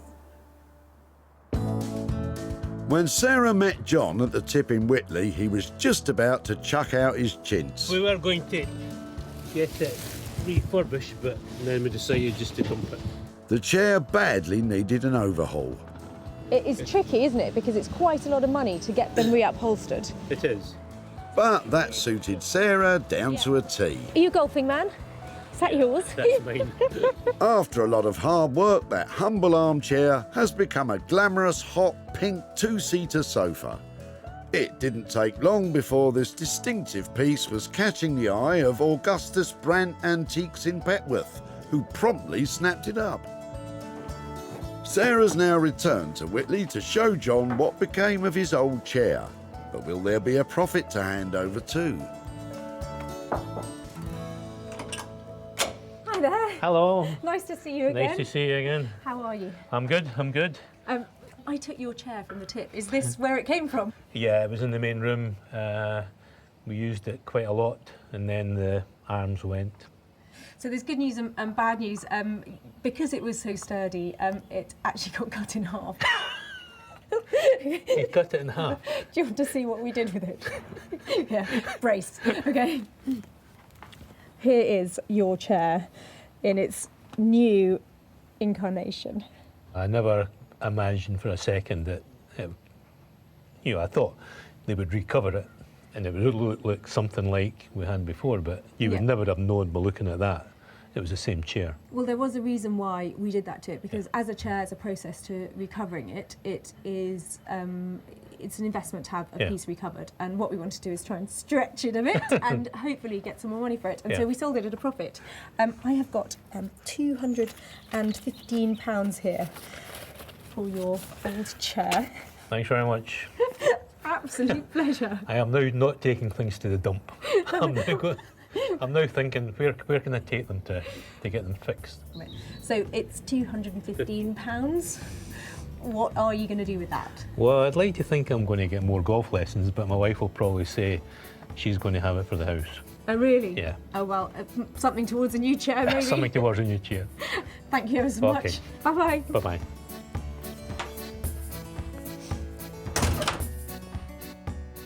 The original budget Anthony quoted for the work was in the region of £1,000, and he managed to do it for £985. The fuchsia pink sofa sold for £1,200, which left Sarah with a profit of £215 to return to John. Well, I don't think John was expecting that, but frankly, I don't think any of us were, because it was a stretch of the imagination. £215 of profit handed over, and although John might not be getting golf lessons, I think he's definitely going to be in his wife's good books.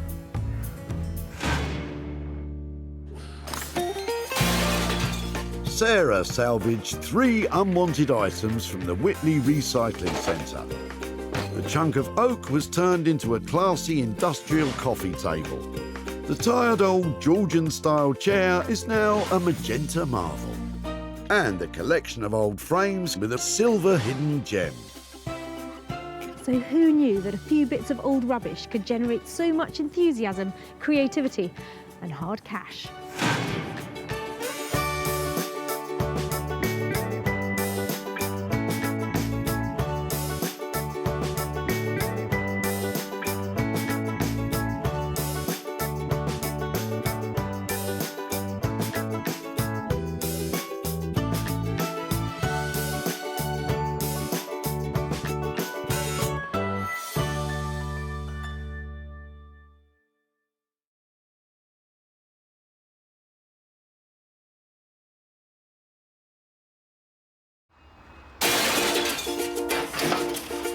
Oh, just before you throw those away. How do you make money for nothing? Can I have it? You can have it, yeah. The answer could be hiding in the 30 million tonnes of household waste we throw out every year. Now this is one seriously unusual tip find. That's why entrepreneur Sarah Moore wants to get her hands on things before they hit the skip. I'm a passionate user, maker and buyer of old stuff, and I've turned my passion into a money-making business. I make new stuff out of old stuff, and I sell it for profit. And with some of the country's elite designers and makers... These were going to be thrown away. Seriously. I love it, love it, love it. She can transform her finds into desirable... It looks brand new. Valuable... You are joking. And hopefully saleable items. That is a triumph! If Sarah is successful, then she can hand the profits back to the very people who had no idea there was cash to be made from their trash. That is amazing.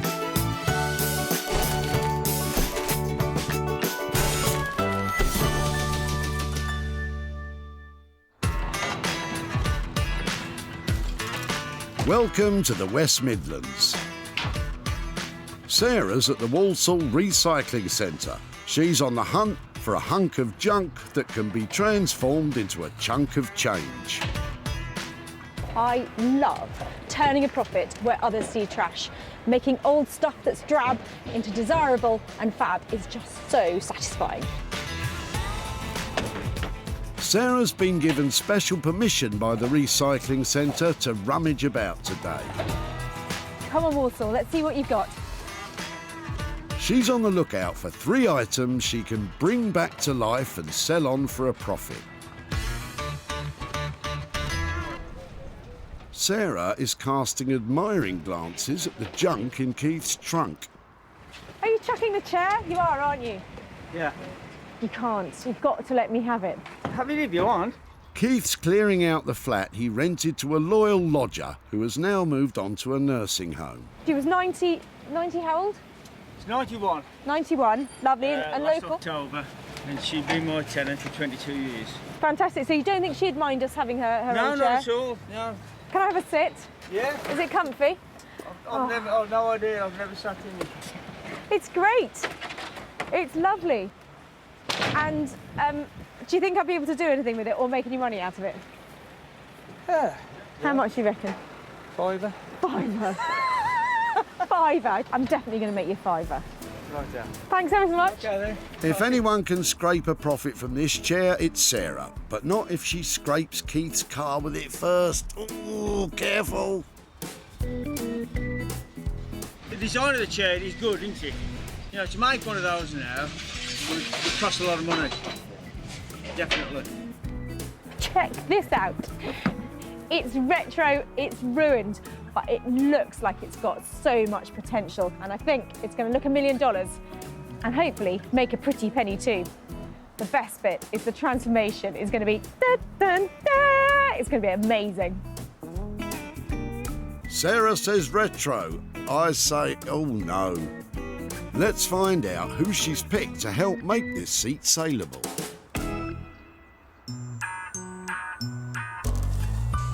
Welcome to Anthony Devine's world. Anthony's unique and quirky upholstery has earned him the reputation as one of the most imaginative craftspeople around. Anthony can upholster almost anything, but he does love a good chair. Some chairs you know that this is the one, and you just know you're onto a winner.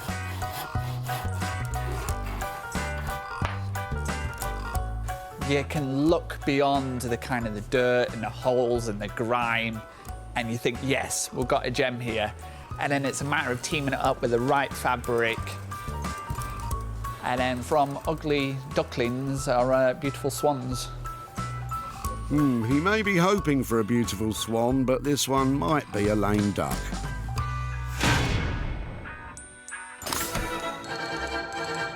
One item down, 2 to go, and Sarah's loving every second.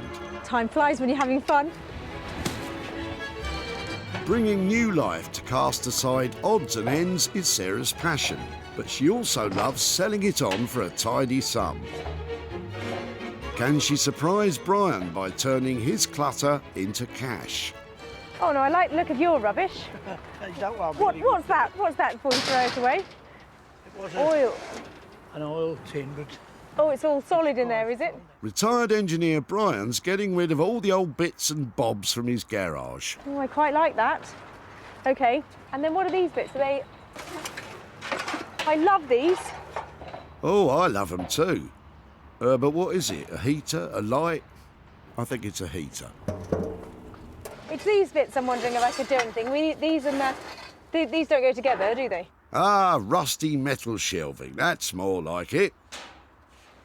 I think I'd quite like to take these bits and these bits and see if there's anything I can do with them. On top of the rusty shelves, Sarah's also nabbed some rusty metal poles. So I think we might leave the other bits, but just take this lovely rusty little bundle here and see if I can do something with that. And I'll help you put the rest in the recycling. Oh, hold on. How can you chuck the thingy-me-bob? We love that. Oof, mind me lug holes.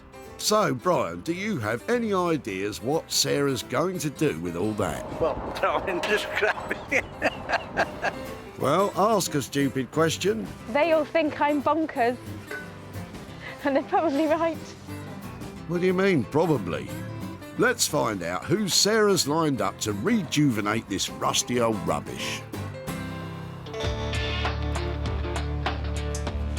Artist blacksmith Beck Simon is an expert in manipulating metal into high-end furniture and bespoke metalwork commissions. Blacksmithing as a craft, you know, it hasn't really changed over the hundreds and hundreds of years it's been around. We still use fire as a tool. We've got an anvil and a hammer. There's something very sort of medieval about it. Together with husband Dave, this formidable team has the skill and imagination to create something special from any old iron. My passion for the craft is trying to use it in a very contemporary way, still keep it alive and involve it as much as I can with any job that we do. Yeah, you're a passionate woman for sure, Bex, but I'd like to see you get excited about this pile of junk.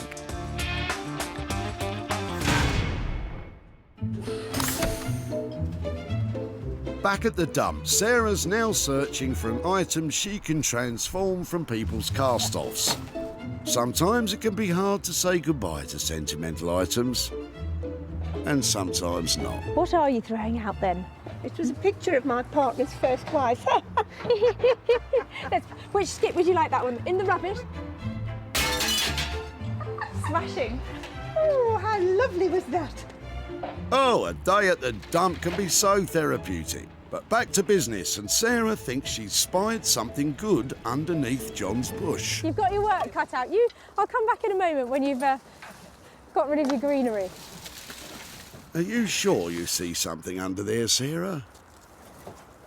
Old curtains lining the bottom of his boot, of course. Wow. Do you know what that is? No. That's vintage Sanderson fabric. I can understand it. Okay. From a very, very expensive house. Is it? Yes. Somewhere where you live? Somewhere that I bought. Really? Have you got any more of them? Founded in 1860, Sanderson is an internationally renowned brand of quintessentially English fabrics. They're a slightly different look. I can't tell if they're... That's it, Sarah. Give them a good sniff. For those of you not watching in Aroma Vision, they're a bit stinky. They don't make them like this anymore, do they? I think that this is what I'm looking for. The floral stuff is definitely appealing. Thank you so much. This could be a real rags to riches story for John. What does he think Sarah can conjure up with these cast-off curtains? Make some curtains, I don't know. Oh, John, it's curtains for you, mate. Definitely worth rescuing. Probably 1950s stuff. And I know this is a personal passion. I love old floral fabrics, but there are lots of other people who like it too. Sarah's excited. You can tell when I like something, can't you? I want to take it home. In fact, I probably want to wear it. What do you think? Wedding dress? Oh, it was love at first sight. Dump site, that is. Sarah has salvaged her 3 items. Anthony will transform the chair from well-worn to wonderful. Bex will get to grips with the heavy metal, and Sarah will bring back flower power with the curtains. Today has been terrific. Now just a small matter of turning tip trash into treasured possessions. No pressure then.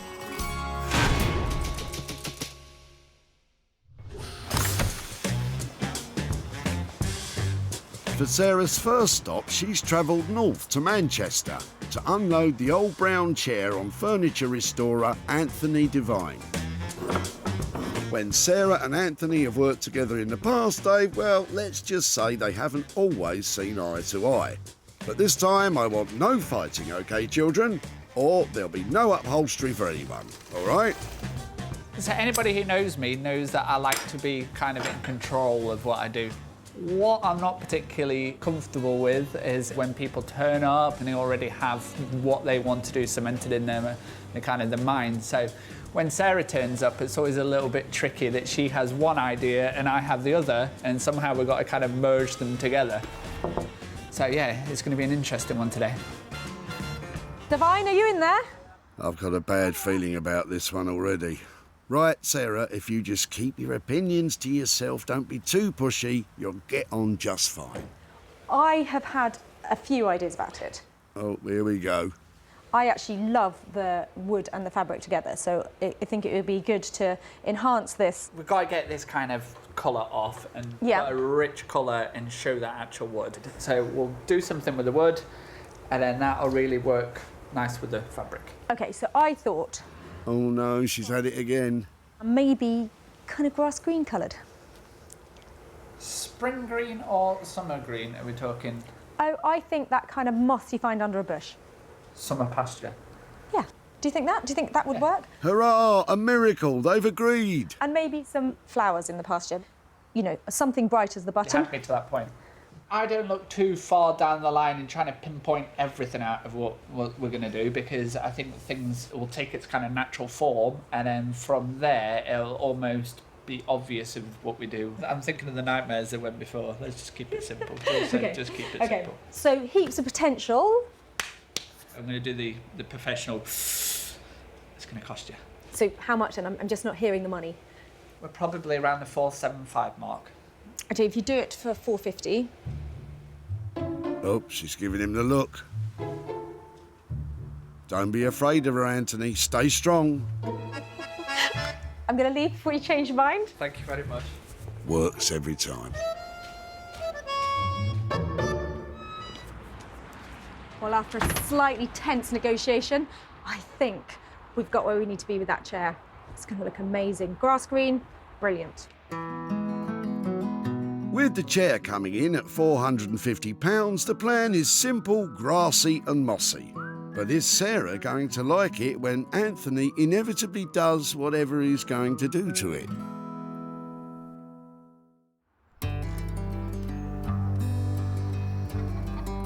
From the north down to the south and the tranquil Surrey countryside, Sarah's brought along the rusty shelves to husband and wife, Bex and Dave. Health and safety, dear. Right, those can go on there. Let's hope they can make something marvellous from them, although they look more at home in the garden. Sarah does seem to find the most unusual things, but I do actually like that because she has some really good ideas, and together with her ideas and us sort of fiddling around in the workshop, we do manage to make some all right things. And if the shelves weren't enough, some rusty bars complete the set. Lucky them. Bex, Dave. No, I was just saying that I don't get embarrassed when I bring you piles of rusty stuff, and then I walk in here and I feel really embarrassed. Oh, come and see my rusty stuff. We got... Oh, look, shelves. This is high-end interiors cabinet. It just looks like shelves at the moment.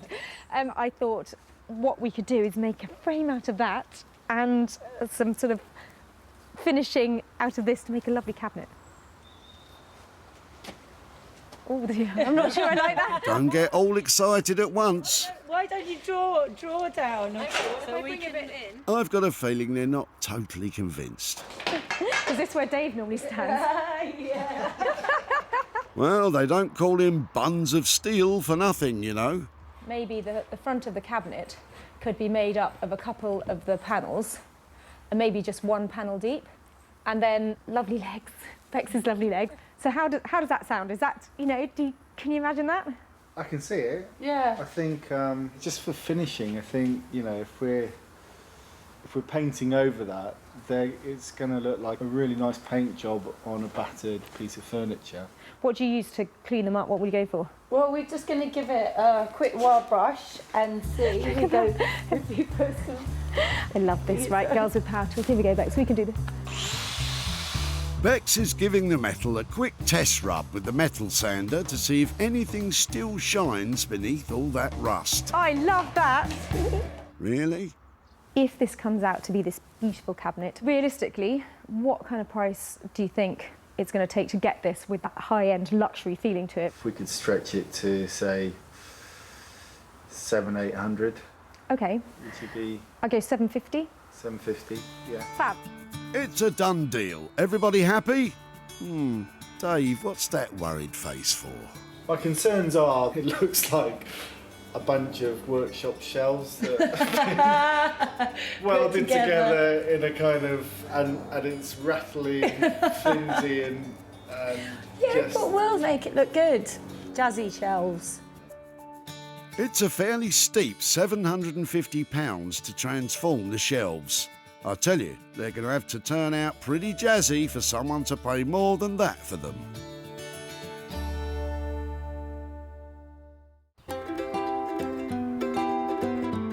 With our makers put to work, it's now over to Sussex and time for Sarah to put her own skills to the test. The old curtains are fresh from the wash and ready to be transformed into something. I don't think she knows yet. I am so excited about these. As you might be able to see, they'd fit right at home with my little collection of fabrics. But I'm going to make something out of them and hopefully make some money. What Sarah decides to make depends on how much usable fabric she has, and oh, that doesn't look great. Some of it is in really bad condition. It's such a shame, so I can't use all of it. So the best thing, I think, is to try and reclaim the fabric back into panels and then see exactly what kind of projects I'm going to be able to do. So I'm just going to try and unpick along the seams. You can do it using a little unpicking implement that you can get, or you can snip and you can rip. Snip and rip? Well, I can see the snip, but what about the... Oh, there it is. She wasn't joking. With the curtains ripped to bits, Sarah starts to remove the heading tape. That's the bit the hooks go on. want to get as much fabric out of this as possible, because even a 6-inch square might make a lavender bag or a collar or something pretty. And as this fabric's getting rarer and rarer, you want to make the most of it if you get hold of it. Modern upholsterers are desperate for well-preserved vintage curtains to use in high-end interiors. They also work just as well to line the boot of your car. There's a lot of interest in it. This is commercial, and because it's original, it's the holy grail to find something like this. So making cushions out of this, I think I've got a real chance of making a profit. Cushions, that'll do. Now for backing fabric, I'm going to have a look in my little store. I've got velvet. I bought these both panels for £3 at a car boot sale a couple of weeks ago. Beautiful cotton velvet. So that's one possibility. If not, maybe something plain. Sarah's using scrap materials for the backs to maximise the number of cushions she is able to make. She's starting by cutting a template to fit a roughly 18-inch cushion. The simplest way to make a cushion is just to make one which has an envelope back, which basically means you have 2 layers of fabric over the back that overlap, and that way you don't have to do zips or buttons. The next step is to sew the front and back panels together. And after it gets stuffed, it's done. Well, one of them. That's come a very long way from being used as a rag to protect the boot of somebody's car. Sarah already had the cushion fillers, so has spent just £10 on the backing fabric. But how many cushions will she be able to rustle up? The more she completes, the more profit she can make. As Sarah cracks on, it's time to head to Manchester, where upholsterer Anthony is working some magic on the old drab chair. We hope. Ta-da! Nope, still old and drab. Take the back off. Anthony is used to working with old furniture, but it's getting harder and harder to come by. I mean, you like to see your Parker Knolls, your Urquharts and stuff like that. I mean, 10 years ago we were chucking them out for fun, and now, well, now we're taking them out to skips. And just as well. Anthony starts by removing the 1950s fabric. He wants to completely strip the chair to its bare bones. But it takes a lot of elbow grease to get out all those original tacks. That's it, Anthony. Hit it. All I can hear in the back of my head is, you know, the guy doing the voiceover. It's it, Anthony. Hit it. Oi, this is weird. Better watch what I say.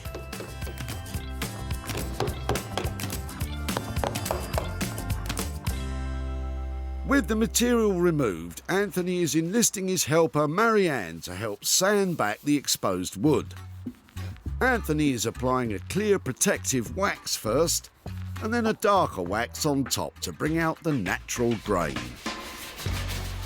This chair's probably 60 years old. No replacements needed. No arms, no hips, no knees. There's probably not that many. I better not say that 60-year-olds are as strong as this. My mum and dad are over 60 and they're pretty strong. Well, they could do with a bit of re-waxing, that's for sure. Oi, watch it, sunshine. To pad the back of the chair, they're using a base of green layered felt and then an extra layer of cotton padding that Anthony is stapling in place with a pneumatic stapler. So we're ready now for the calico. We've got our kind of comfort layer here and we're ready to go with this. So this is we call it the FR, which stands for fire retardant. Ironically, the only thing that does catch fire on a chair that has been treated with fire retardancy is the fire label itself. Is there not something else that'll catch fire? Pardon? Wood? Yeah, and the wood will burn too. Anthony has listened to Sarah's ideas and has picked a grassy, mossy wall for the bulk of the chair. It looks more like he's recovering a snooker table. He's even got the chalk. Right. Sarah chose the green because I believe this is the on-trend colour for 2016. Really? So snooker's the big thing this year, is it? Could potentially be like that. Something seems a bit fishy here. Anthony's playing this awfully safe. But just watch, he'll be waiting for us to go and then the real transformation will begin. So, from Manchester to Surrey, and time to check in on Bex and Dave and those rusty shelves. Bex is drawing out the blueprint for the new cabinet. That's another door. So you've got 2 of the shelves. But I think Dave has spotted a small flaw in Bex's plan. You've got 5 doors. It's just testing to see if you're awake. Well, that's an encouraging start then. Dave's first job is to weld together a steel frame that will form the body of the cabinet before the shelves are attached. Dave was having a little trouble picturing this as a high-end interiors piece, so Bex has been coming up with ideas to bling it up a bit. And we could either paint the inside, you know, like gold or something like... Or not. I think it's back to the drawing board. As Dave assembles the base, Bex starts to make the legs out of the steel bars Sarah salvaged along with the shelves. Bex is cutting them to size with an electric saw. Positive thinking, positive thinking. But... Houston, we have a problem. Look. one of the legs has ended up a little shorter than the others. You'll have to cut them again. Okay. With time getting on, Workhorse Dave helps cut the legs down to size, while Bex still has the tough job of trying to design the cabinet. And she's just had an idea that might just make it saleable. This is a hammered aluminium look. So we want that thing when you open it up, you're like, oh my goodness, I so wasn't expecting that. The outside's going to look a bit like that, Yeah. maybe with a bit of paint. Yeah. And then the inside is going to be completely and utterly different. To achieve a hammered aluminium finish requires the very technical process of first taking some aluminium and then bashing it with a hammer. This will create a lovely dimpled effect that Bex and Dave are hoping will draw the eye away from the rusty metal. But back up the other end, Dave doesn't look happy again. I can't remember from the discussion with Sarah what she wanted. Fear not, Dave, you've done exactly what Sarah wanted. This one's putting them into a spin. It's probably too thin to be one deep, isn't it? I think if it was twice the depth, it would look just too bulky. I think you might be right there, Dave, and you two need to crack on. To be honest, I'd say the bigger problem is that at the moment it's a million miles away from anything anyone would pay over £750 for. With her makers still having a fair bit to do, it's back to Sussex to see how many cushions Sarah's managed to salvage out of the old curtains. You want to make nice, neat corners, so you can either trim them off or just tuck them in like that. And with a few finishing touches... You want a lovely crispy edge to them. She's done. Before, the old curtains were destined to live out their life in the back of a boot. But now... they're plump, pillowy and pouring with charm. Sarah managed, wait for it, 7 cushions. Along with 2 in pastel-y pink, she made 5 in rich green velvet. She had to get a bit of outside help to sew because the velvet is quite a tricky material to work with. But they now look like they could be worth a bob or two. I am so pleased with how these have turned out. I'm a big floral fan, so for me, these are right up my street, but I know there are heaps of people out there who really like this kind of thing. So selling these should be a walk in the park.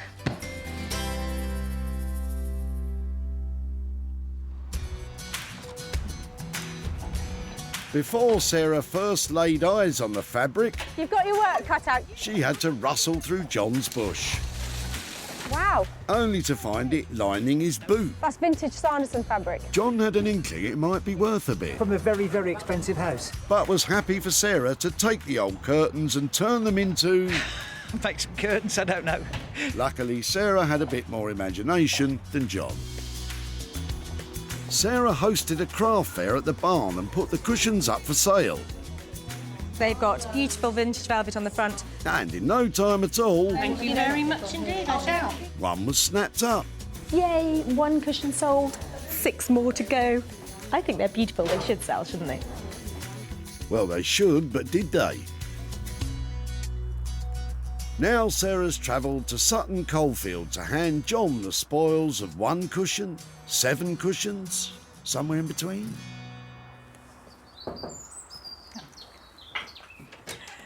Hi, John. Hello, Sarah. Nice to see you again. How are you? Yeah, I'm very well, I'm very well.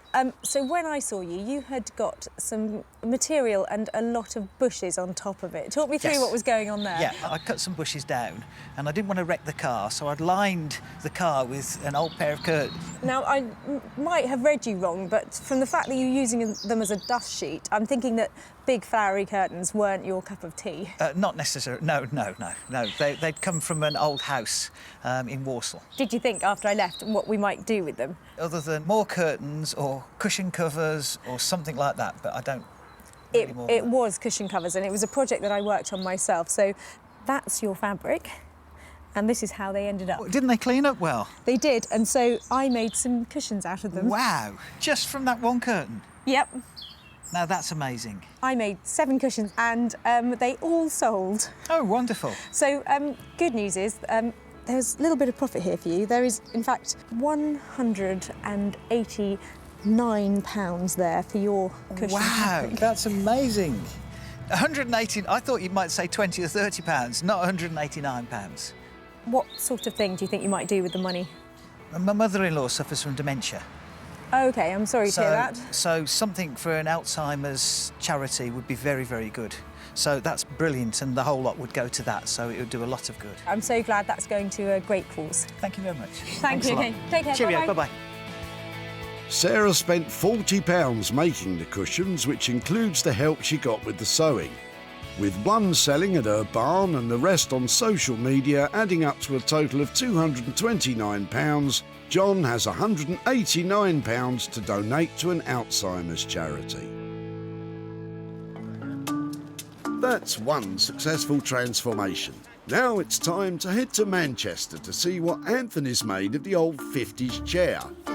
In the past, Sarah's asked Anthony for nice, simple upholstery jobs, and he's chosen this kind of fabric. And who could forget this one? Oof, mind you, Anthony's stuff always sells, but sometimes it's not what Sarah asked for.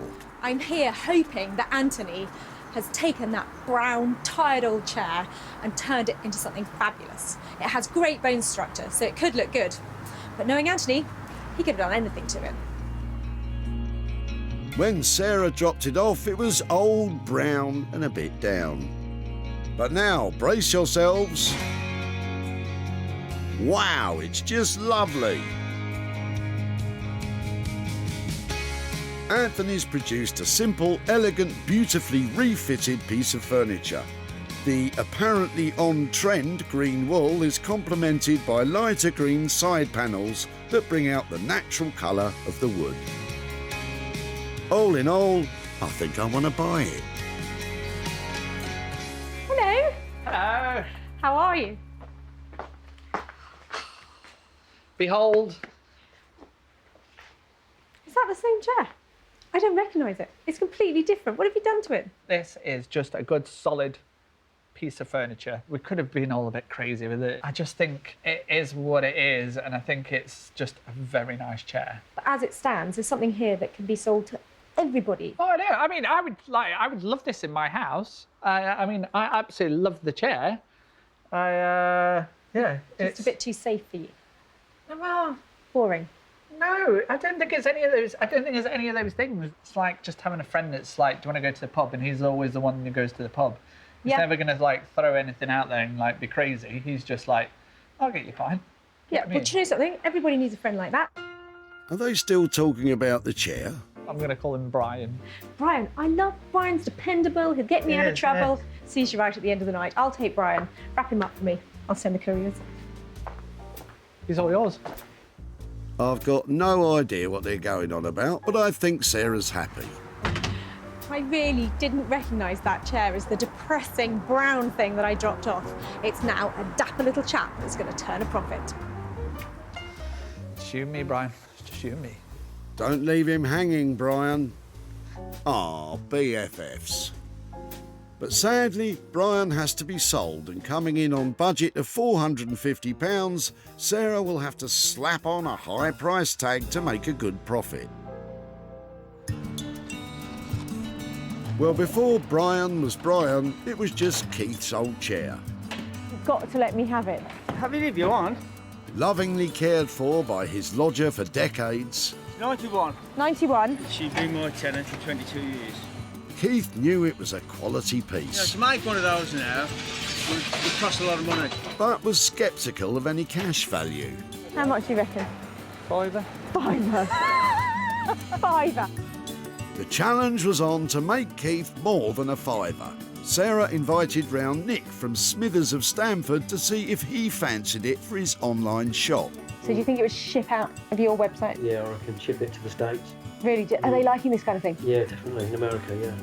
Confident it would find a new home abroad, Nick bought it. Yeah? That's great news.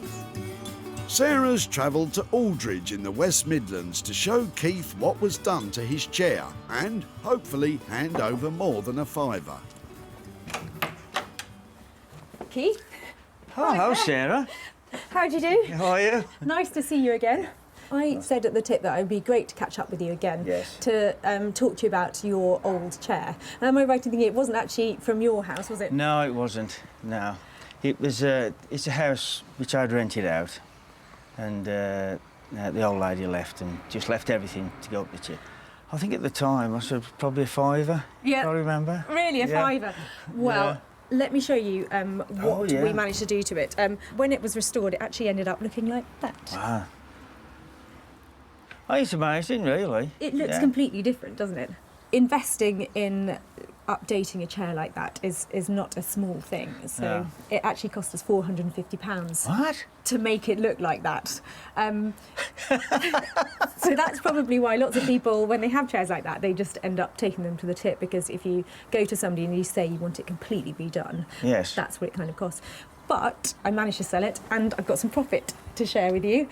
Yeah. You said a fiver, did you? That's before? right. Well, I've actually got I've got £100 there for you, and a little treat for your old chair. Wow. Thank you. You I'm expecting? amazed now. No. Any thoughts about Yeah. what you might do with £100? A few meals out, I should imagine. Fantastic. Thank you very much, Sarah. Thank you very much, Keith. Take care. Take care. Bye. Bye.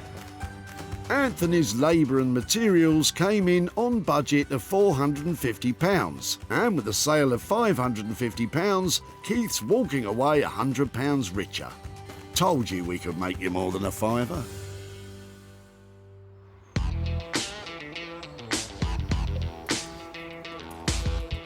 And so to Surrey, and it's the moment of truth for Bex and Dave. Sarah's arrived to see what's been done with that metal cabinet. When we left them, they were struggling to add a bit of glamour to the rusty shelves. But from the looks on their cheeky faces, I think they've been busy. We just really went to town on this one because it's so big. It needed something more, didn't it? And so, yeah, the inside is quite exciting. Yeah, I think we can be proud of this one. Look at that cheeky face. Right, let's find out what you've been up to. Before, it was just a bunch of rusty bits and bobs. But now...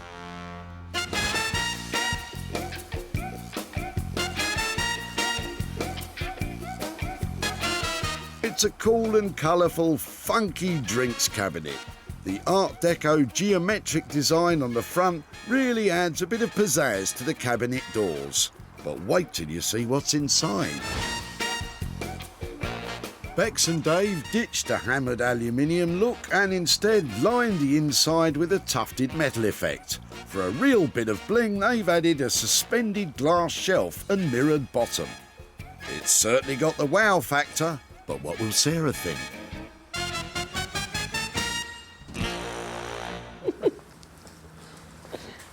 I feel a group hug coming on. Oh, they're cuddling. That must be a good sign. Come on, spit it out. Is that what you wanted? It's stunning, isn't it? It's lovely. It is so cool. It is quite a wow piece, isn't it? It's completely wow. And what's inside? Is it all rusty and? Here we go. Okay, so lovely. Holy moly! Look at that. It's a James Bond drinks cabinet. Is that the? That's the lights. So when you open it, It takes them all overwhelmed. Guys, it's a triumph. It's stunning. I'm completely and utterly blown away. Can we shut it up again? Bex and Dave have really outdone themselves with this one, but what with the mirror and glass shelf, Oh wow! have they come in on budget? So 750 quid was left on the table. Tell me you've made that for that. Well, it's not something that we build again for 750, but you know we're going to stick to that. And we had a bit of extra cost on the glass and the mirror, so that was another 60 quid. So if we call it 810, 810. do you a deal? Do me a deal. You're not doing me a deal. You've done me proud. That is exceptional. Hey, what about one for the big man? And you, Dave, obviously. Dave, well done, well done. It's beautiful. Ah, so we're all cuddling. How nice. What a glorious cocktail cabinet they've created. I can't believe their imagination and their creativity. But there's one thing that's upsetting me. I can't keep that. So I'm going to go and find it an excellent new home. I think Sarah really did love that. She said she had like jaw ache from smiling so much. So I think it was a good result.